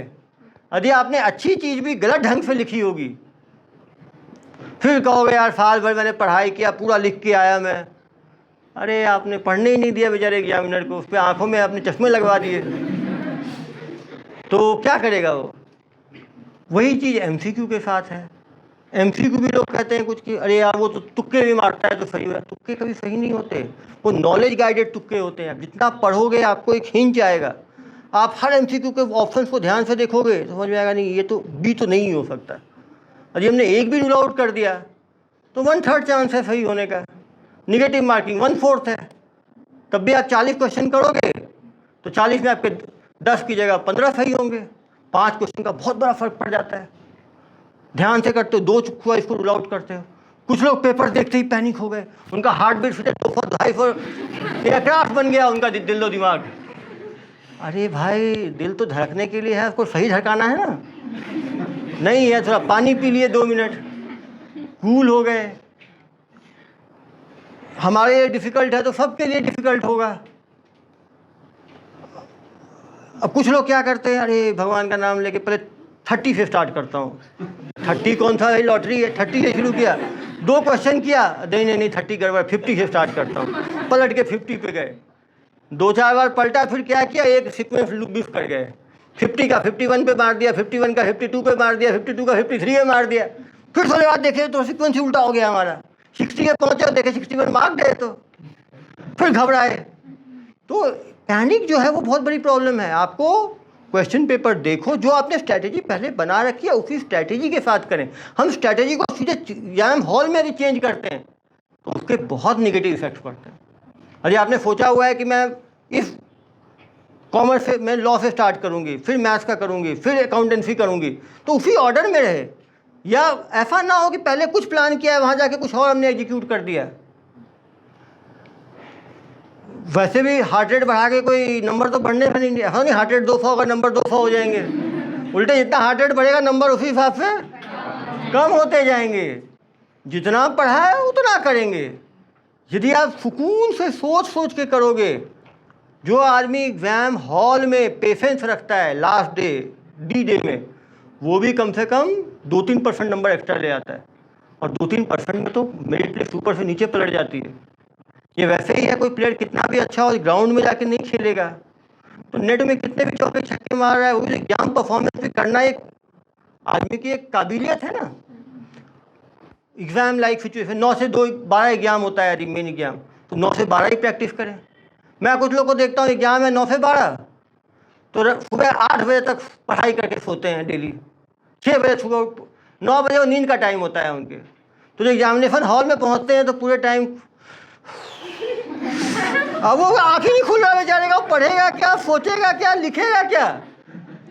तो बहुत ज़रूरी है कि जिस टाइम में आपका एग्ज़ाम हो आप उस टाइम पे सबसे ज़्यादा फ्रेश रहें।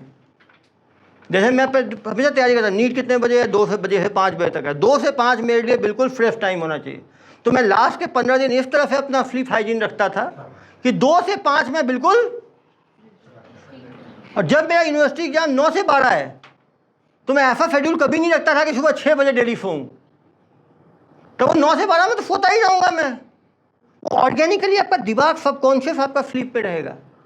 तो बहुत ज़रूरी है कि जिस पैटर्न में आपको एग्ज़ाम देना है उस पैटर्न के हिसाब से आप कम से कम 1-2 महीने अपने आप को ढाल लो। जैसे यूपीएससी है, वो 2 शिफ्ट में होता है, 2 दिन में 2 पेपर होते हैं। एक होता है 10 से 1, एक होता है 2 से 5, मतलब 6 घंटे लिखना है। तो मुझे इतना अपने आप को फिट रखना है कि मैं 6 घंटे लिख सकूं। तो मैं कम से कम 6 घंटे लिखने की प्रैक्टिस तो रखूं। नहीं तो 3 घंटे के बाद ही लोगों के हाथ ही जाम हो जाते हैं, तो वो हाथ की एक्सरसाइज कर रहे हैं फिर। अब एक दिन हाथ हिलाने से थोड़ी एक्सरसाइज हो जाएगा। वो लिखने की प्रैक्टिस रखें।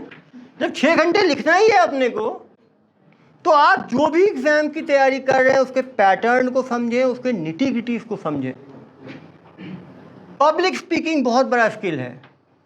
हर आदमी कॉन्फिडेंस रखे आके स्टेज पे आके आपस में हर आदमी एक बार स्टेज पे आए, किसी टॉपिक के बारे में बोले, टॉपिक रेलेवेंट हो अपनी पढ़ाई से। यदि आपको बोलना एक बार सीख गए तो एक कॉन्फिडेंस, आप पब्लिक स्पीकिंग ऐसी चीज़ है वो अचानक कोई नहीं सीख सकता, और पब्लिक स्पीकिंग कॉन्फिडेंस से ही आता है, कॉन्फिडेंस, नॉलेज से कॉन्फिडेंस आता है, कॉन्फिडेंस पब्लिक स्पीकिंग में आप गेन करते हो। मैं नीचे बताया था, एक टाइम था कि मैं स्टटर करता था, तोतलाता था बचपन में, अभी भी एफ जो है मेरा वो एफ निकलता है।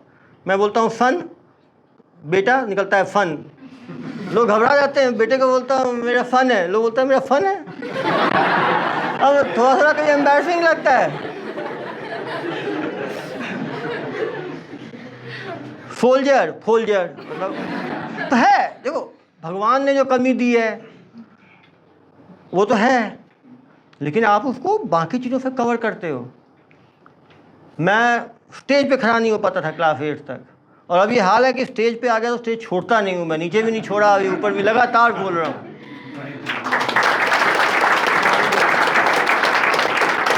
पब्लिक स्पीकिंग के लिए बहुत ज़रूरी है ऑडियंस क्या है, ऑडियंस की नॉलेज लेवल क्या है, ऑडियंस को जोड़ के रखना है, रेलेवेंट चीज़ें बोलना है, अपने इंटोनेशंस ठीक रखना है। बिल्कुल मोनोटोनस बोल रहा है तो फिर सब सुनेंगे कितना भी अच्छा कंटेंट हो। आदमी को आई टू आई कांटेक्ट मेंटेन रखना, मैं ऐसे करके बोलूँगा तो फिर क्या लोगों को लगेगा, सर को तो मतलब ही नहीं हमसे। अरे बहुत ज़रूरी है कि आई टू आई कांटेक्ट लोगों से मेंटेन रखें, लोगों की जेस्चर्स को, फीलिंग्स को समझें। जैसे आज की दुनिया का सबसे बड़ा प्रॉब्लम मोबाइल है, अब यहाँ 90% लोग मोबाइल नहीं देख रहे हैं, ये अपने आप में अचीवमेंट है। यदि मैं 1 घंटे लोगों को बिना मोबाइल के रोक पा रहा हूँ, बहुत बड़ा अचीवमेंट है।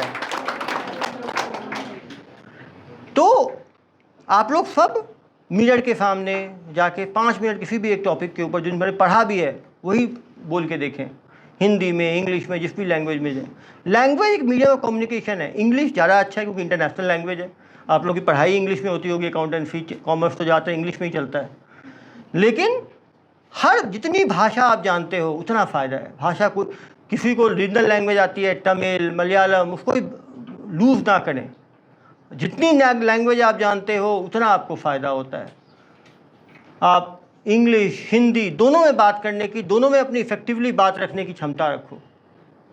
अब हिंदी में बोल रहा हूँ इसका मतलब नहीं मुझे इंग्लिश बिल्कुल नहीं आती, मैं इंग्लिश में ही बोल सकता हूँ, लेकिन कॉन्फिडेंट मैं हिंदी में ज़्यादा हूँ। अपनी कहीं नई जगह, कहीं कोई मिला तो अपने अंदर क्षमता होनी चाहिए कि अपनी बात हम प्रेस्क्राइब टाइम लिमिट में रख पाएँ। यदि आपको कोई 5 मिनट मिला है बोलने के लिए, तो कौन सी इंपॉर्टेंट चीज़ें हैं जो 5 मिनट में मैं इफेक्टिवली रख सकता हूँ। उसी चीज़ को 10 मिनट में बोलना है तो कैसे बोलना है, उसी चीज़ पे आधा घंटा बोलना है तो कैसे बोलना है। हम उस चीज़ को, बिल्कुल नया आदमी है उसको कैसे समझा सकते हैं। जब आप फील्ड में जाओगे तो आपको एक नॉर्मल आदमी को समझाना है। जो मान लो एक आदमी आता है, उसको अपना टैक्स फाइल करना है, उसको अपना बैलेंस शीट बनाना है, उसको आप हाई फाई टर्म में बताओगे कि GFR कम हो रहा है, GDR कम हो रहा है, ये कम हो रहा है, ज़्यादा पागल होकर भाग जाएगा, कहेगा मैं अपना फाइल कराने गया था। कि उसको उसी की भाषा में समझाना है कि आपका ये बिज़नेस है, आपका ये चीज़ मैंडेटरी है, ये चीज़ ऑप्शनल है, इसको ऐसे कर सकते हैं, इसमें ये फॉर्म आता है, ये आता है, इसको ऐसे जमा करना है, हम आपकी ऐसे मदद करेंगे।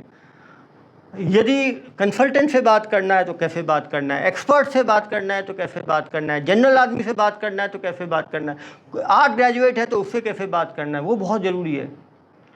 क्योंकि आप उसी की नॉलेज लेवल पे बात कर पाओगे तो उसके साथ आप संवाद स्थापित कर पाओगे। अब मैं यहाँ पे आऊँगा, बड़े बड़े लॉस की बात करूँगा जिससे आपको मतलब ही नहीं है, तो क्या लगेगा आपको कि अरे यार कहाँ बुला लिए सर, हम लोगों को 2 घंटे झिलवा दिए। ऐसे ही है, देखो। और रियल क्रिटिसिज्म से कभी भागना भी नहीं चाहिए। कोई यदि लिख के ही भेजता है मुझे सर ऐसा है, तो मैं आपको सुधारने की कोशिश करता हूँ। आप लोगों से बात करने की कम से कम कुछ समय रखो। घर में अपने बुजुर्गों से बात करो, पेरेंट्स से बात करो, सिबलिंग से बात करो, फ्रेंड से बात करो। बात करने से दिल हल्का होता है, आदमी जो है फोकस्ड होता है। लेकिन जब पढ़ाई कर रहे हो तो केवल पढ़ाई की सोचो। पढ़ाई के टाइम सोशल मीडिया से दूर, टीवी से दूर, और पढ़ाई से आधा घंटा पहले भी ये सब चीज़ बंद कर देना है।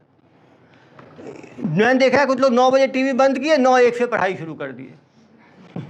अब वो आधा घंटा आप टीवी के बारे में 9 बजे ही टीवी देख के ख़त्म किया है तो 9 से 9:30 डिनर कर लो। क्योंकि खाने में फोकस नहीं भी है तो क्या है, अंदर ही जाएगा। ऐसा तो है नहीं कि यहाँ खाओगे यहाँ गिर जाएगा। तो वो भी आपको देखना है कि स्लॉटिंग मैं कैसे कर रहा हूँ। यदि मान लो पापा से कोई बात बोलनी है, इमोशनल बात, पढ़ाई से जस्ट पहले लड़ लिए फिर पढ़ने गए, तो वो वही सोचते पापा ने ऐसे क्यों बोल दिया, मम्मी ने साथ नहीं दिया, ये मेरी बहन भी धोखा दे दी, मेरे दोस्त भी ये कर दिए। वही दिमाग में, ह्यूमन बीइंग इमोशनल एनिमल है। पढ़ाई से आधा घंटा पहले वाटर ऑफ वो होना चाहिए पीरियड, आपका कूलिंग ऑफ पीरियड होना चाहिए, जिसमें कि आप जो पुराने इमोशंस हैं वो ख़त्म हो जाए। जब मान लो आपको मालूम है कि अभी मेरा है, यदि कुछ मुझे पत्नी से लड़ना भी होता है तो मैं अपना काम करता हूँ, 1 बजे सोई रहती है तब लड़ता हूँ उससे। और सोई रहती है नींद में, क्या हुआ सुबह आप कुछ रात में बोल रहे थे क्या? मैंने कहा हाँ बता तो दिया था आपको मैंने। कल को कुछ पूछी, आपने बताया नहीं मुझे ये चीज़। अरे उस दिन रात में बताया था आपको मैंने। अब वो ये भी नहीं बोल सकती कि रात को सुनी नहीं। तो अपने को लाइफ में ना प्रैक्टिकल सॉल्यूशन ढूंढने हैं। अब क्या है, तो उसमें क्या है कि आदमी कभी भी है ना, एम्पैथी बहुत ज़रूरी है। यदि आप सोचोगे दूसरा क्यों कर रहा है, कैसे कर रहा है, बहुत सुखी रहोगे आप। हमेशा हम दूसरों को बदलने में लगे रहते हैं, हम खुद को बदलना सीखें। यदि हम किसी और के लिए एक चीज़ बदल देंगे तो वो आदमी फिर आपके लिए 3 चीज़ बदल देगा। लेकिन हम उसमें वो 3 चीज़ बदलने की कोशिश करते हैं और वो एक भी नहीं बदल पाते। हर आदमी सोचे कि हम अपने को कैसे मॉडिफाई कर सकते हैं। और हर चीज़ बोलने की चीज़ नहीं होती, आँखों में बहुत इशारे हो जाते हैं। एक बार आप आई टू आई लर्निंग सीख लेना, ना उसमें टेंशन कुछ, ना गुस्सा कुछ।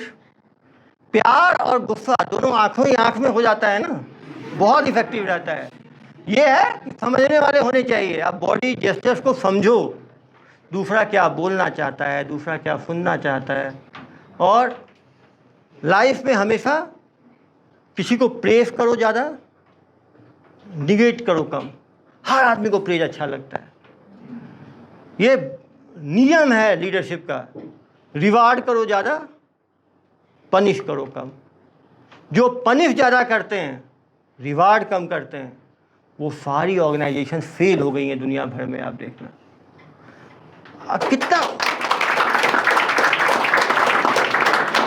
और प्रेज कितनी भी झूठी हो, अच्छी तो लगती ही लगती है।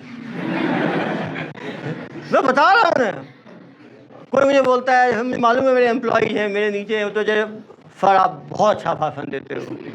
अब मुझे मालूम है थोड़ा बटरिंग कर रहे हैं, लेकिन दिल को सुकून मिलता है, अच्छा लगता है। आप देखना ना यार,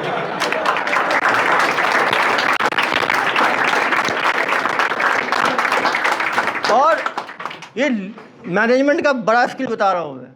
यदि आप दूसरे को प्रेज करना सीख गए ना, आपका ये अच्छा है, आपका ये अच्छा है, आपका ये अच्छा है, आप जिस ऑर्गेनाइजेशन में जाओगे आप बहुत आगे बढ़ोगे। क्योंकि मैंने क्या बोला, प्रेज सबको अच्छा लगता है, झूठा हो या। और 5 लोगों ने बोल दिया ना कि भाषण अच्छा देता हूँ, तो मैं खराब भी देता हूँगा, मुझे भरोसा हो जाएगा मैं अच्छा भाषण देता हूँ।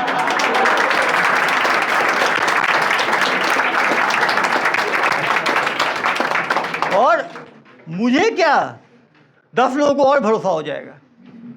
जैसे किसी ने बोला ये लड़की देखने में बहुत अच्छी लगती है, 5 ने बोल दिया तो 4-5 और जिसको अच्छी नहीं लगती थी, नहीं अच्छी तो है, सभी बोल रहे हैं। ये जो है ना, फैलता है, मैं बता रहा हूँ। तो हर आदमी को अपने अंदर पॉजिटिव बोलना चाहिए। मैं मेहनती हूँ, मैं अच्छा करूँगा, मैं सच बोलूँगा। और ये चीज़ आप अपने अंदर खुद 10 बार बोलोगे तो आपके अंदर एक एनर्जी आएगी उस चीज़ को करने की। और 10 बार आप निगेटिव चीज़ सोचोगे तो दूसरों के बारे में आप 10 आदमी के बारे में निगेटिव सोचते हो आप। तो एक बार सोचा इधर, एक बार सोचा इधर, एक बार सोचा इधर, और 10 बार सोच लिया आपने, तो आपका तो इंटू 10 हो गया। तो निगेटिविटी मत सोचें, हमेशा पॉजिटिव सोचें। अरे यार इसका तो ये चीज़ अच्छा है। हर आदमी में एक अच्छा गुण ढूंढने की कोशिश करें। ये व्यक्ति का चलने का स्टाइल अच्छा है, मैं वैसे चलने की कोशिश करूँगा। ये आदमी बैठता अच्छा है स्ट्रेट, मैं भी ऐसा बैठने की कोशिश करूँगा। ये आदमी खुद का वीडियो बना के खुद देखो, जैसे मैं पहले हाथ बहुत हिलाता था, अभी भी हिलाता हूँ, ऐसा नहीं है भाषण देने में, कम कर दिया है थोड़ा। आदमी धीरे धीरे कम करता है, बिहेवियर ऐसा है ना, वो एक दिन में चेंज नहीं होता। मेहनत करते करते करते करते वो कुत्ते की पूंछ की तरह है, सीधा करो फिर टेढ़ा, फिर सीधा करो फिर टेढ़ा, लेकिन लगे रहना होता है, करते करते करते थोड़ा सीधा हो जाता है। वैसे ही अपना बिहेवियर है। एक बार हमने अपने पर्सनैलिटी के ऊपर हम झांक के देखना शुरू कर दिए ना, दिन भर का हुआ, अरे क्या गड़बड़ करता हूँ मैं, अरे आज उसको मैंने ज़्यादा गुस्सा कर दिया, वो नहीं करना चाहिए। और लाइफ में कभी रीअप्रोचमेंट में कभी गुस्सा कर दिया तुरंत जाके बात करना है, अरे यार मुझे गुस्सा आ गया, मैं आप पे नाराज़ हो गई, ऐसा नहीं करना चाहिए था। अपने अंदर बड़प्पन डालें। जो लीडर्स ये चीज़ सीख लेते हैं ना, वो बहुत आगे जाते हैं। और आप किसी के सामने, और जिसने सुनने की आदत डाल ली, वो आदमी बहुत आगे जाता है। कोई सीनियर है, कभी डांटते रहते हैं, फ फ फ फ फ फ फ फ फ 15-20 बार सर बोलता हूँ मैं, बहुत नाराज़ हो गए, खुद फ़ोन करते हैं 10 मिनट बाद, अरे यार अभिषेक ज़्यादा नाराज़ हो गया है, देखो यार ऐसे करना है आगे। और मान लो उन्होंने कुछ बोला और मैं झल्ला के बोल दिया, अरे सर आपने तो बहुत ऐसे करना है सर, तो वो एक और उनका लेवल और गुस्से का बढ़ेगा, फिर वो पर्सनल हो जाएगी बातें, वो याद रखी जाएंगी, वो मौका ढूंढेंगे कहाँ इसको लपेटूं, उनकी एनर्जी भी लपेटने में और अपनी एनर्जी भी बचने में। तो मैनेजमेंट में पहली चीज़ है कि अपने जो टाइम है, अपना एनर्जी है, वो कंजर्व करके रखना है, उस एनर्जी को नेगेटिव चीज़ों में बर्बाद नहीं करना है। आदमी को गलती हुई तुरंत मानना है। किसी ने पूछा ये काम नहीं, ये काम क्यों नहीं, ये कर लिया तुमने, झूठी कहानी, हाँ सर कर लिया है सर, उसको आपको मेल कर रहा हूँ। फिर 10 मिनट फ़ोन आया, अरे तो भेजा नहीं, अरे सर बस मेल में अटका हुआ है सर, नेट सर्वर वीक है सर, और तुरंत सर रास्ते में है सर, अरे वो नेट है, रास्ते में क्या होगा, अरे सर वो पहुँच गया होगा सर। उससे अच्छा तुरंत बता दिए, सर ये चीज़ था, नहीं बन पाया, मैं भूल गई, मैं कर रही हूँ, तुरंत सर करके मैं आपको दूंगी। सच हमेशा आपको क्रेडिबिलिटी, आज के दिन में क्रेडिबिलिटी बहुत बड़ी चीज़ है। यदि आपकी क्रेडिबिलिटी है, यदि आप गलत बोलोगे, क्रेडिबिलिटी आपकी जीरो हो गई, कोई फ़ोन ही नहीं करेगा आपको। अरे उससे क्या पूछना यार, झूठ बोल देगी वो, तो उससे पूछो लड़के से, वो लड़का अच्छा है, वो बताएगा सही क्या हुआ है, या भेजो किसी आदमी को, यार पता करेगा क्या है, वो तो पूछना बेकार है उससे। एक बार किसी लीडर की क्रेडिबिलिटी ख़त्म हो जाए, उसके नीचे वाले ही बोलेंगे अरे यार मैडम का क्या ठीक। सबसे इम्पोर्टेंट ऑर्गेनाइजेशन में जो आपके लोग हैं उनको आपको बैक करना है। आपने कोई चीज़ बोला है तो उस बात पे अडिग रहना है। ऐसा ना हो आपने नीचे वाले को बोला कि ऐसे काम कर लो, बाद में नीचे ऊपर वाले बोला काम गड़बड़ हो गया, अरे सर उसको दिमाग ही नहीं है सर, करता कैसे बताया था मैंने करना है, गड़बड़ कर दिया उसने। अब वो क्या बात करेंगे आपस में, अरे मैडम तो खुद बोली ऐसे करना, हमें लपेट दी। एज ए लीडर आपकी वैल्यू जीरो हो जाएगी। यदि आपने कुछ किया है वो गलत हुआ, लीडर का पहला चीज होता है नीचे वालों के फेलियर्स को ओन करें और सक्सेस टीम को दें। देखो टीम जीतेगी, नाम कैप्टन का ही होगा, लेकिन वो कैप्टन अच्छा है जो बताए इसने बॉलिंग अच्छी की, इसने फील्डिंग अच्छी की, इसने बैटिंग अच्छी की, उनको मोटिवेट करे। जो कैप्टन खुद ही गुनगान शुरू कर दे, मैं तो सही डिसीजन लेके इसको बॉलिंग करा दिया, मैं नहीं होता तो ये बैटिंग कर ही नहीं पाता, मैंने इसको टीम में लेके आया। वो महान लोग होते हैं जिनको दुनिया उनके बारे में अच्छा बोलती है, अपने मुंह से ही हम बोलते रहें। वो भी जरूरी है आज के टाइम में कि आदमी अपनी मार्केटिंग प्रोपेगेंडा करे, लेकिन वो फॉर लास्टेड है। दुनिया बोले तो ये लीडर हर आदमी में काबिलियत समझे, और नाम आपका ज़िंदगी में तभी होगा जब आप लीडर बनोगे। आपने कंपनी खोलोगे तो लीडर, आप किसी ग्रुप के मैनेजर पोजीशन पे हो तो लीडर। तो लीडरशिप क्वालिटी आप गेन करो। एक अच्छा लीडर वो होता है जो नीचे वालों की क्षमताओं को समझे और क्षमताओं के ऊपर वापस लाए। वो टीचर अच्छा नहीं है, कोई टॉपर है वो तो ऐसे ही टॉप करता है, ऐसे ही पढ़ाई कर लेता है। अच्छा टीचर वो है जो क्लास में 70 बच्चे हैं तो पूरे 70 बच्चों को साथ लेके आगे बढ़े। जो बच्चा 30 पे था उसको 60 पे लाए, जो 60 पे था उसको 80 पे लाए, जो 80 है उसको 90 पे लाए, 98 वाला तो खुद ही 98 ले आएगा, ज़्यादा 99 कर लेगा, उससे क्या कर लेगा। तो अच्छा लीडर वो है जो अपने हर मेंबर की, काफ़ी मैंने देखा है 20 एम्प्लॉय के नाम नहीं जानते हम, उसको ऐसे बोलेंगे अरे आ जाना यार, उस आदमी पे क्या बीतेगी कि मैं 1 साल से काम कर रहा हूँ, इनको नाम भी नहीं पता मुझे। आपको पता होना चाहिए इसके परिवार में कितने सदस्य हैं, इसके घर में कितने बच्चे कहाँ पढ़ रहे हैं, कहाँ रहता है, क्या इसकी समस्याएं हैं, तभी तो उसकी इफेक्टिव आप मैनेजमेंट कर पाओगे। अरे आज इसके घर में परेशानी है, आज इसको मैंने जल्दी छोड़ दिया, वो खुद अगले 2 घंटे एक्स्ट्रा काम करेगा। तो मैनेजमेंट जो है, मैनेज ह्यूमन बींग्स बहुत कॉम्प्लेक्स है। मशीन को मैनेज करना और ह्यूमन बींग्स को मैनेज करना बहुत अलग चीज़ है।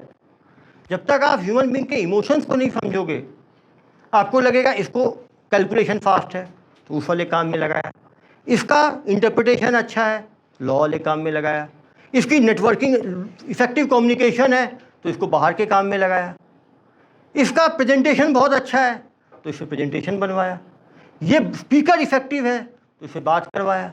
तो एक ग्रुप के अंदर हम हर इंडिविजुअल की वो क्वालिटीज़ को जान पाएँ तो हम अच्छी एक टीम बना सकते हैं।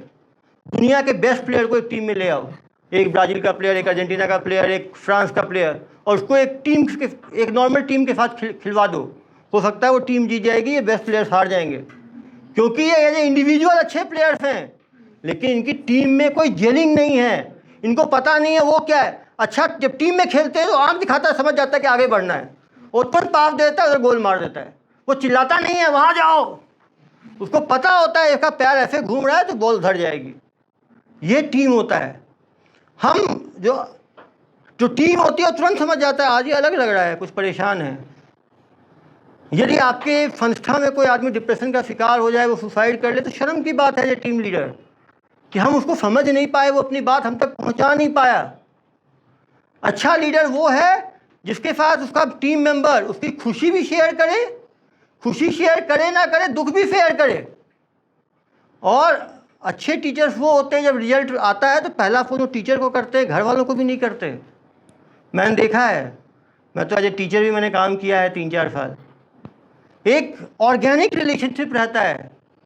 आज भी हज़ारों बच्चे हैं जो मैं प्री MD MS के टाइम पढ़ाया करता था, जो MBBS के बाद जो MD का एग्ज़ाम होता है, बड़े बड़े स्टूडेंट्स हैं, जगह जगह बड़े बड़े डॉक्टर्स हैं। आज के दिन में कोई बड़ा ऑपरेशन भी करते हैं तो मुझे व्हाट्सएप करते हैं, सर आज ये ऑपरेशन किया है।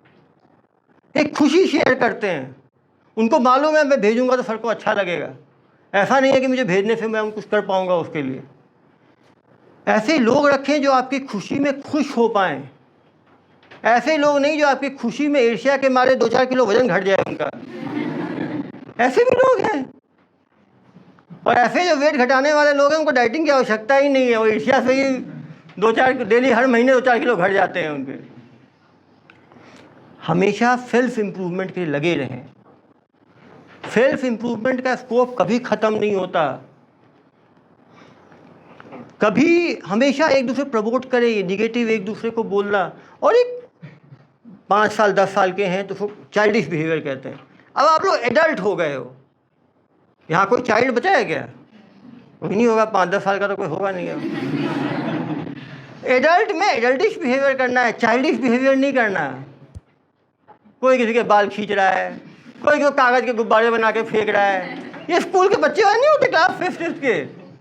एडल्ट बन जाना है, एडल्ट की तरह काम करना है, उस तरह की बातें करना है, अपने बिहेवियर को एडल्ट लायक करना है। एक दूसरे को ल्यूड कमेंट कर रहे हैं, एक दूसरे को सेक्सिस्ट रिमार्क्स पास कर रहे हैं, आपस में एक दूसरे को कागज़ लिख लिख के आगे बढ़ा रहे हैं। ये सब जो अपने आप को 5 साल का समझता है वो कर ले, ठीक है। बचपन की वो चाइल्डिश बिहेवियर है। मैच्योर बिहेवियर करें, अपनी ऐसा काम करें कि आपकी भी गरिमा बरकरार रहे, दूसरे की गरिमा का भी हम ध्यान दें। जो ऐसे बिहेवियर करते हैं पहले उन्हीं की गरिमा जाती है, दूसरों की कुछ नहीं जाता, क्योंकि इस तरह की आदतें हम रखेंगे कभी फंसेंगे, कुछ दिन जेल सेवा भी कराएंगे, है ना। जेल भी देश का ही पार्ट है, ना जाएं। महिलाओं के साथ, बच्चों के साथ अच्छा व्यवहार रखें। आज के टाइम में कब कौन शिकायत लेके आ जाए व्हाट्सएप पे, तो ये बोला ये कहा, आप फंस सकते हैं। बात शिकायत की नहीं है, आदमी को, महिलाओं को और पुरुषों को बराबरी है, बराबरी एनवायरनमेंट है जॉब का। बहुत ज़रूरी है एज ए टीम लीडर हमारे अंदर जो महिला कर्मचारी काम कर रही हैं उनके हम सम्मान का ख्याल रखें, क्योंकि जिस ऑर्गेनाइजेशन में ये बात जाती है कि वहाँ महिलाओं का एक्सप्लॉयटेशन है, महिलाओं का सम्मान नहीं है, वो ऑर्गेनाइजेशन का ना तो कोई इथोज बचता है, ना कोई वर्क कल्चर बनता है, ना, और वो ऑर्गेनाइजेशन 5 साल 10 साल में ख़त्म हो जाती हैं। मैं आपको बता रहा हूँ, जिन सभ्यताओं ने महिलाओं का सम्मान का ख्याल नहीं किया वो सभ्यताएं ख़त्म हो गई, रजवाड़े ख़त्म हो गए। तो अच्छे इथोज और अच्छा कल्चर डेवलप करें। महिला हो पुरुष हो सब काम कर सकते हैं। हम इक्वल का मतलब इक्वालिटी पे जाएं, सम्मान दें, सम्मानजनक भाषा का इस्तेमाल करें। जब हम अकेले रहते हैं, 2-3 लोगों से बात करते हैं, तब हम किस तरह की भाषा का इस्तेमाल कर रहे हैं वो बहुत इम्पोर्टेंट है। आज के डिजिटल युग में कोई बात नहीं छिपती, सभी हम लोग ग्लास हाउस में। आप कोई भी हरकत कर रहे हो, आपको लगता है किसी को पता नहीं चलेगा, सबको मालूम चल जाता है, एक्स्ट्रापोलेट होकर उल्टे ज़्यादा पता चलता है। तो और मैं एक ही बता रहा हूँ, जो आपने स्टीरियोटाइप और प्रेजुडिस आपने पाल रखे हैं वो कभी ख़त्म नहीं होता। आप कोई भी इंटरव्यू देने जाते हो, इंटरव्यूअर पहला चीज़ यही चेक करता है कि आप लिबरल हो कि नहीं, आप सभी सोसाइटीज़ के लोगों को डिग्निटी रख सकते हो कि नहीं, आप सबको सम्मान भरी नज़रों से देखते हो कि नहीं। किसी कंपनी में मालूम चल जाए ये लड़का, तो इसके बाद जो लड़की जाएगी वो छेड़ ही देगा, कौन क्लाइंट जाएगा उसके पास, पहले हल्ला हो जाता है, अरे भैया वहाँ मत जाना, वहाँ तो जाते ही उनकी तो नज़रें ही ठीक नहीं है। कोई बात नहीं छिपती, ये बता रहा हूँ दुनिया में, हमें लगता है। इसीलिए इसको हैबिट पे डालें। जैसे मेरा है, मैं सब महिलाओं को मैडम ही बोलता हूँ, कांस्टेबल से लेके प्रेसिडेंट ऑफ इंडिया मैडम से तक। क्या खराबी है? सम्मान जितना दोगे उससे ज़्यादा मिलेगा। आदमी को गलत के आगे झुकना नहीं चाहिए और सही चीज़ करने में शर्माना नहीं चाहिए। आप भाषा अच्छी रखो, रेस्पेक्ट दो। आप जितना रेस्पेक्ट नीचे वाले को दोगे 10 टाइम्स वो आपको रिटर्न करेगा। ये नहीं कि कोई चाय वाला आया उसको डांट दिया हमने, कि सफाई वाले, जिससे हमारी जो कमज़ोर है उसको हम और दबा रहे हैं। मैनेजमेंट में एक चीज़ याद रखना, समय बदल रहा है, इंडिया भी वेस्टर्न वर्ल्ड की तरफ जा रहा है। नॉन स्किल्ड और स्किल्ड वर्कर की पूछ धीरे धीरे करके बढ़ता चला जाएगा, और जो आदमी अपने मैन पावर के साथ अनडिग्निफाइड बिहेवियर रखता है उनका एट्रिशन रेट इतना ज़्यादा होता है, कंपनियां बंद हो जाती हैं। और वर्ड ऑफ माउथ सबसे ज़्यादा स्प्रेड करता है। आप कितने होर्डिंग लगा लो, कितने बड़े ऐड लगा दो, कितनी ब्रांडिंग कर लो, वर्ड ऑफ माउथ सबसे बड़ी चीज़ है।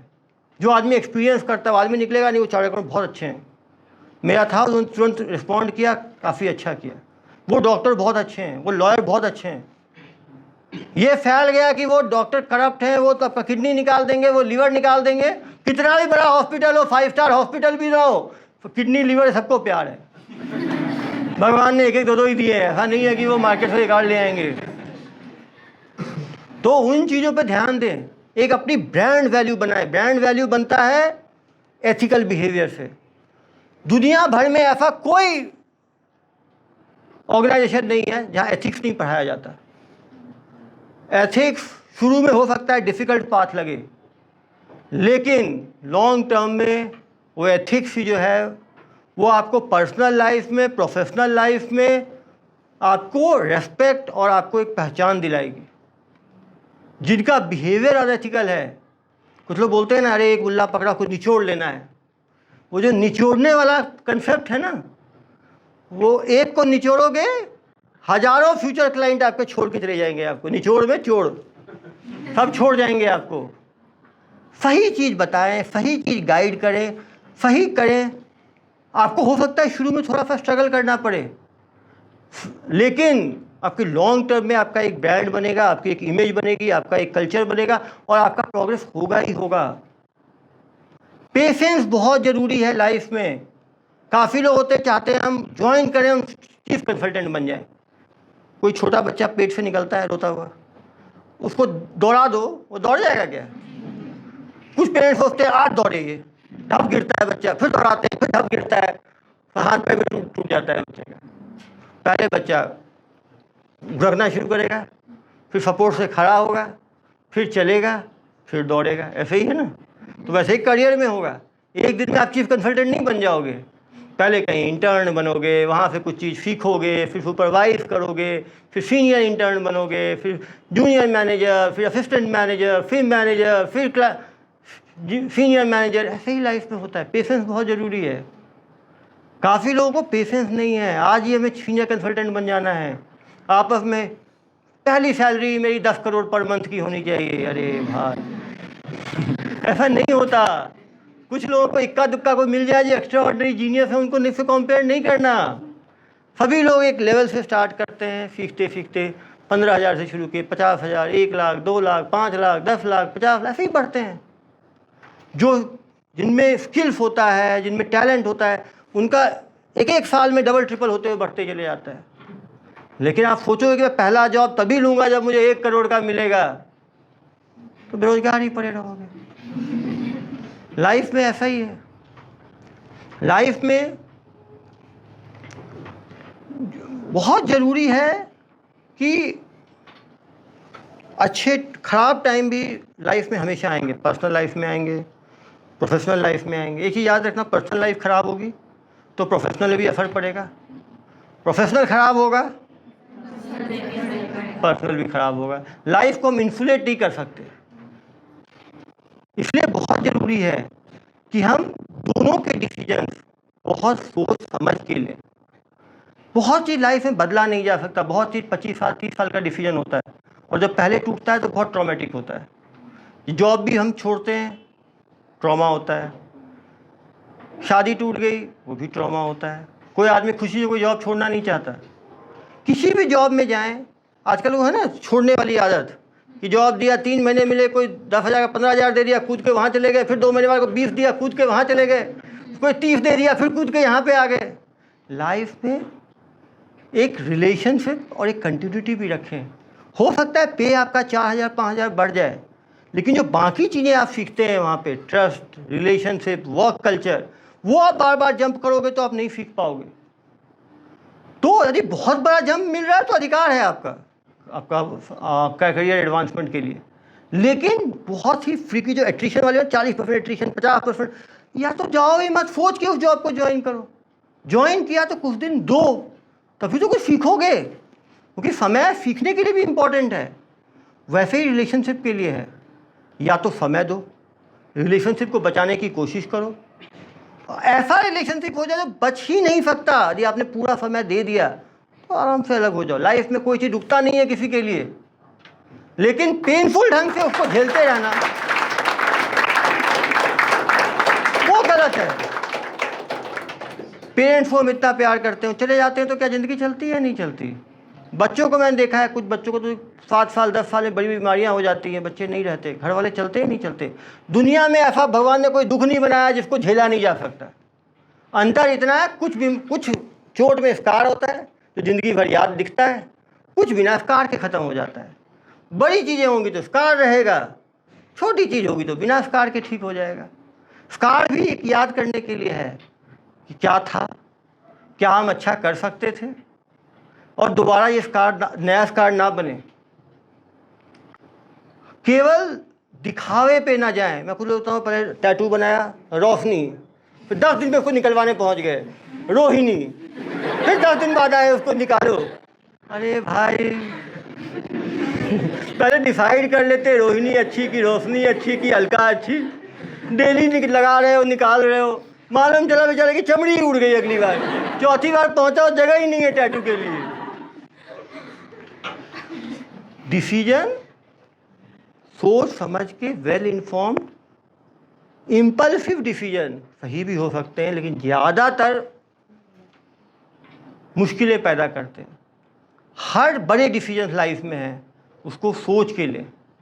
अब मैंने मेडिकल किया, 10 साल किया, मुझे लोगों ने कहा सर आपने तो मेडिकल ही छोड़ दिया, 10 अपने एम्स की डिग्री बर्बाद कर दी, गवर्नमेंट कॉलेज मेडिकल की डिग्री बर्बाद कर दी। मैं दंतेवाड़ा में था, 200 से ज़्यादा हेल्थ कैंप लगाए मैंने। अभी भी डेली मैं 4-5 फ्री पेशेंट देखता हूँ, रात में 2-3 घंटे काउंसलिंग में लोगों के रहता हूँ। कोई स्किल बर्बाद नहीं होता लाइफ में। यदि आपने उस समय का सदुपयोग किया है कुछ सीखने के लिए तो वो एक नॉलेज दे के रखेगा। क्रॉस ट्रेनिंग आपको दो हर ट्रेनिंग कहीं ना कहीं फ़ायदेमंद दिखाती है, क्योंकि कुछ क्या होते हैं सॉफ्ट स्किल होते हैं। आप कोई भी ट्रेनिंग करते हो वहाँ डिसिप्लिन सीखते हो, बोलना सीखते हो, बातचीत करना सीखते हो, एक दूसरे को। ट्रेनिंग हमेशा काम आती है और जो भी प्रोफेशनल स्किल्स है वो कभी बर्बाद नहीं होते। जो भी चीज़ आपने पढ़ा है उसको अच्छी तरह पढ़ो, कभी ना कभी आपको काम आएगा। कभी सोचो मत कि ये केवल कोर्स के लिए मैं कर रही हूँ, कोर्स कंप्लीट कर। डिग्रीज कभी काम नहीं आती। डिग्रीज तो क्या है, वो कागज़ का टुकड़ा है, किसी यूनिवर्सिटी के सिग्नेचर से मिली है। उस डिग्री के साथ वो योग्यता आपके अंदर यदि नहीं है, क्षमता आपके अंदर नहीं है, डिग्रीज की पूछ केवल एक कागज़ तक रहेगी, उल्टे आपके अंदर क्षमता नहीं है, तो आप अपना भी नाम खराब करोगे। जिस इंस्टीट्यूट से आपने पढ़ाई किया उस डिग्री को भी बदनाम करोगे। काफ़ी लोग हैं जो अपनी मेहनत से उस इंस्टीट्यूट का नाम रोशन करते हैं और वहीं कुछ लोग ऐसे होते हैं जो अपनी क्षमता से इंस्टीट्यूट का नाम डुबोते हैं। हमेशा कुछ ऐसा करें जिससे कि नाम हो अपना। फिजूल की लो लेवल थिंकिंग में ना रहें। एक होता है चाइल्डिश बिहेवियर, तलवार से ही केक काटना है रोड के ऊपर ही। एक तलवार से केक काटा, 1000 लाइक, 2000 दिल, 3000 और कौन कौन सा इमोजी है, ऐसे फ्रेंडशिप इमोजी। अब मुझे समझ नहीं आता तलवार से काटने से क्या वो केक अलग टेस्टी होता है? उल्टे वो जंग लगा तलवार है, वो कभी कोई साफ भी नहीं किया, वो तो पूरा डस्टी है। कुछ लोगों का है वो अपना कार का ऊपर वाला खोल देते हैं और लहराते हुए अपना निकलते हैं। वो रोड जो है ट्रैवल करने के लिए है। कुछ लोग अपनी गाड़ियों को हवाई जहाज़ समझते हैं, तो वो हवाई जहाज़ की स्पीड से ही सीधा ऊपर।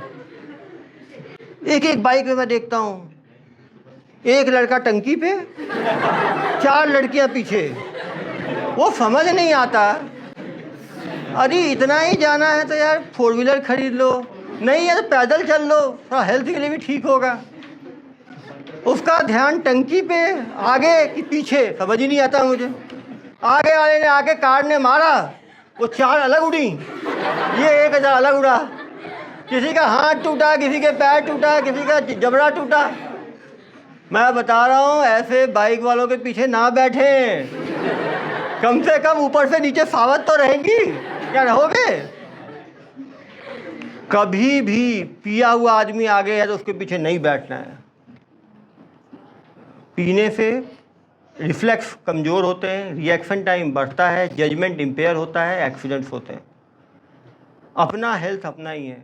प्रोडक्टिव एज ग्रुप में वो हाथ पैर टूट जाएगा, 6 महीने 8 महीने अलग एडमिट रहोगे, टाइम वेस्ट होगा, चेहरा वेहरा ख़राब हो गया तो अलग सेल्फ एस्टीम ख़राब होगी।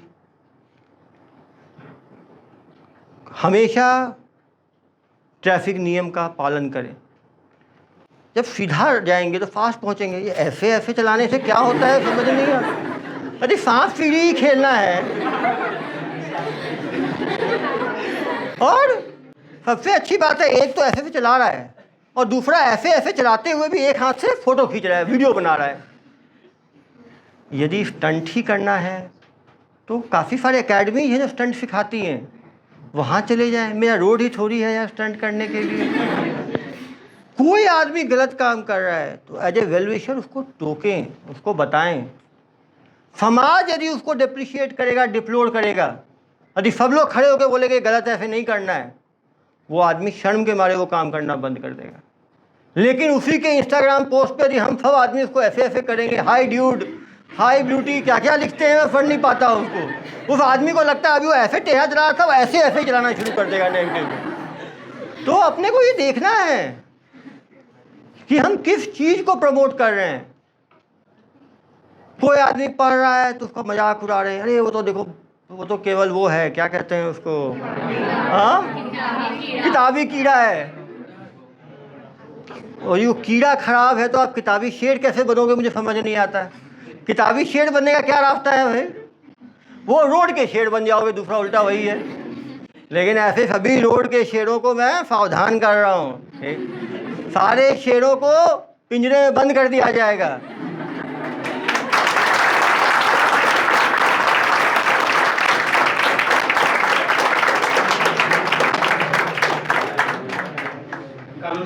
कॉलोनी समझ गई है ना? वो इस टाइप के शेर। और जितने शेर ऐसे हैं जो दिन में चौराहे पे बैठ के और वो शेड के नीचे बैठ के दहाड़ते हैं, उन सबको भी पिंजरे में लाने की अभी तरकीब बन रही है। अपने आप को समाज में एक अच्छे एलिवेटेड लेवल पे देखें। और देखें कितनी बार क्या होता है ना, संगत से ही फंस जाता है आदमी। पुलिस ने छापा मारा, 4 लोग उसमें गांजा ले रहे हैं, आप 2 लोग उसके साथ बैठ के आनंद ले रहे हो। वीडियो कॉन्फ्रेंस में वो 4 के साथ, अभी आपको 50 लोग जानते हैं, पूरा देश जान जाएगा। अरे इस तरह की प्रसिद्धि ना ले, ऐसी मेरी गुजारिश है आप लोगों से। इसके लिए हम कटिबद्ध हैं, क्योंकि हम अपनी गलती से पब्लिक न्यूसेंस करें, ये बिल्कुल ही टॉलरेबल नहीं है। हमें अपनी आज़ादी से जीने का अधिकार है, लेकिन हमारी आज़ादी हजारों लोगों की आज़ादी के साथ यदि वो रोड़ा बन रही है तो वो आज़ादी गलत है। हम रात में निकलते हैं 11 बजे बाइक निकाल के और रास्ते भर सायरन बजाते हुए निकलते हैं, जैसे लगता है पुलिस का वो नहीं सायरन नहीं होता, प्याऊं पंग प्याऊं प्याऊं प्याऊं प्याऊं करते हुए।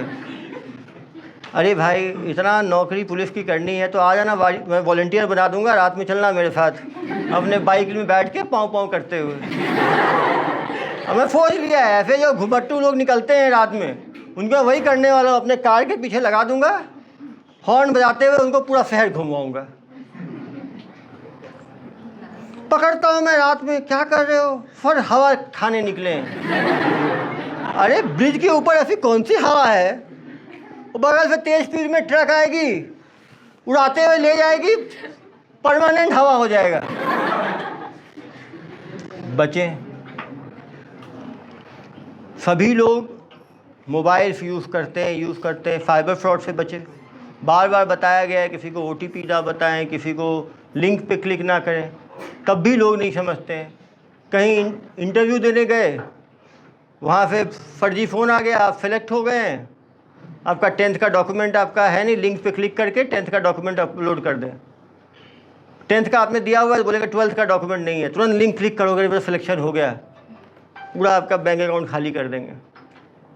कभी भी किसी अनजान लिंक के ऊपर क्लिक ना करें। कभी भी ऐसा कोई ऑफ़र जो अनरियलिस्टिक हो, समझ लें फ्रॉड है। KBC से फ़ोन आ रहा है 10 करोड़ आपको मिल गया, अरे भाई 10 करोड़ मिलेगा तो आपको खुद घर आके बताएगा, वो खुद ब्रांडिंग करेगा, आपको थोड़ी फ्री में 10 करोड़ बांट देगा। आ रहा है कि पेंसिल पैक करना है, 620 रुपये चाहिए, आपको डेली 10,000 मिलेगा। अरे यार वो 10,000 देना होता तो खुद ही पैकिंग कर लेता हो, आपको क्यों वो मैसेज डालता हो। जियो टावर लगा रहे हैं, आपको 3 लाख का महीना मिलेगा, अरे इतना जियो टावर घूमते रहते हैं, वो ऑफलाइन आके आपसे मिल लेंगे। कभी भी और खुद भी जागरूक हो, दूसरे लोगों को भी जागरूक करें घर में। जो 2 लोग अभी साइबर फ्रॉड का शिकार हुए, दोनों एमटेक्स्ट हैं। टेलीग्राम पे आता है कि ये वाला अब लाइक कीजिए, हर वीडियो लाइक करने पे 30 रुपये मिलेगा। शुरू में 30 रुपये देंगे, फिर टास्क देना शुरू कर देंगे कि आप ये टास्क 1000 रुपये जमा कीजिए, इस टास्क पर आपको 2000 मिलेगा। 1000 ले लेंगे, फिर 5000 मांगेंगे, फिर 10,000 मांगेंगे। पढ़े लिखे लोग इसके शिकार बन रहे हैं, जो दोबारा दुखद बात है। यदि आप दोस्तों से डिस्कस कर लेंगे, कुछ कर लेंगे, तो वो भी बता देगा नहीं ये फर्जी है। आप लोग ये भी देखें कि क्या चीज़ कौन होड़ में ना जाए इंस्टाग्राम पे कि उसने कोई फ़ोटो किया है तो मैं भी कर दूं। कोई तलवार के साथ फ़ोटो लगा रहा है, कोई टॉय के साथ गन का फ़ोटो लगा रहा है। अरे यार छोटे बच्चे हैं, क्लास 4-5 के गन के साथ खेलते हैं, और आप लोग भी नकली गन लेके ऐसे स्टाइल मार रहे हो। इतने गन से प्यार है, भर्ती हो जाओ पुलिस में, लेके घूमना गन, कौन मना करता है। तो परेशान हो जाओगे उठा उठा के, 5 किलो का गन उठाओगे तो। सभी लोग पॉजिटिव रहें, अच्छा करें, अच्छा करियर बनाएं। इसी शुभकामनाओं के साथ मैं अपनी वाणी को विराम देता हूँ। जय हिंद, जय छत्तीसगढ़, जय भारत।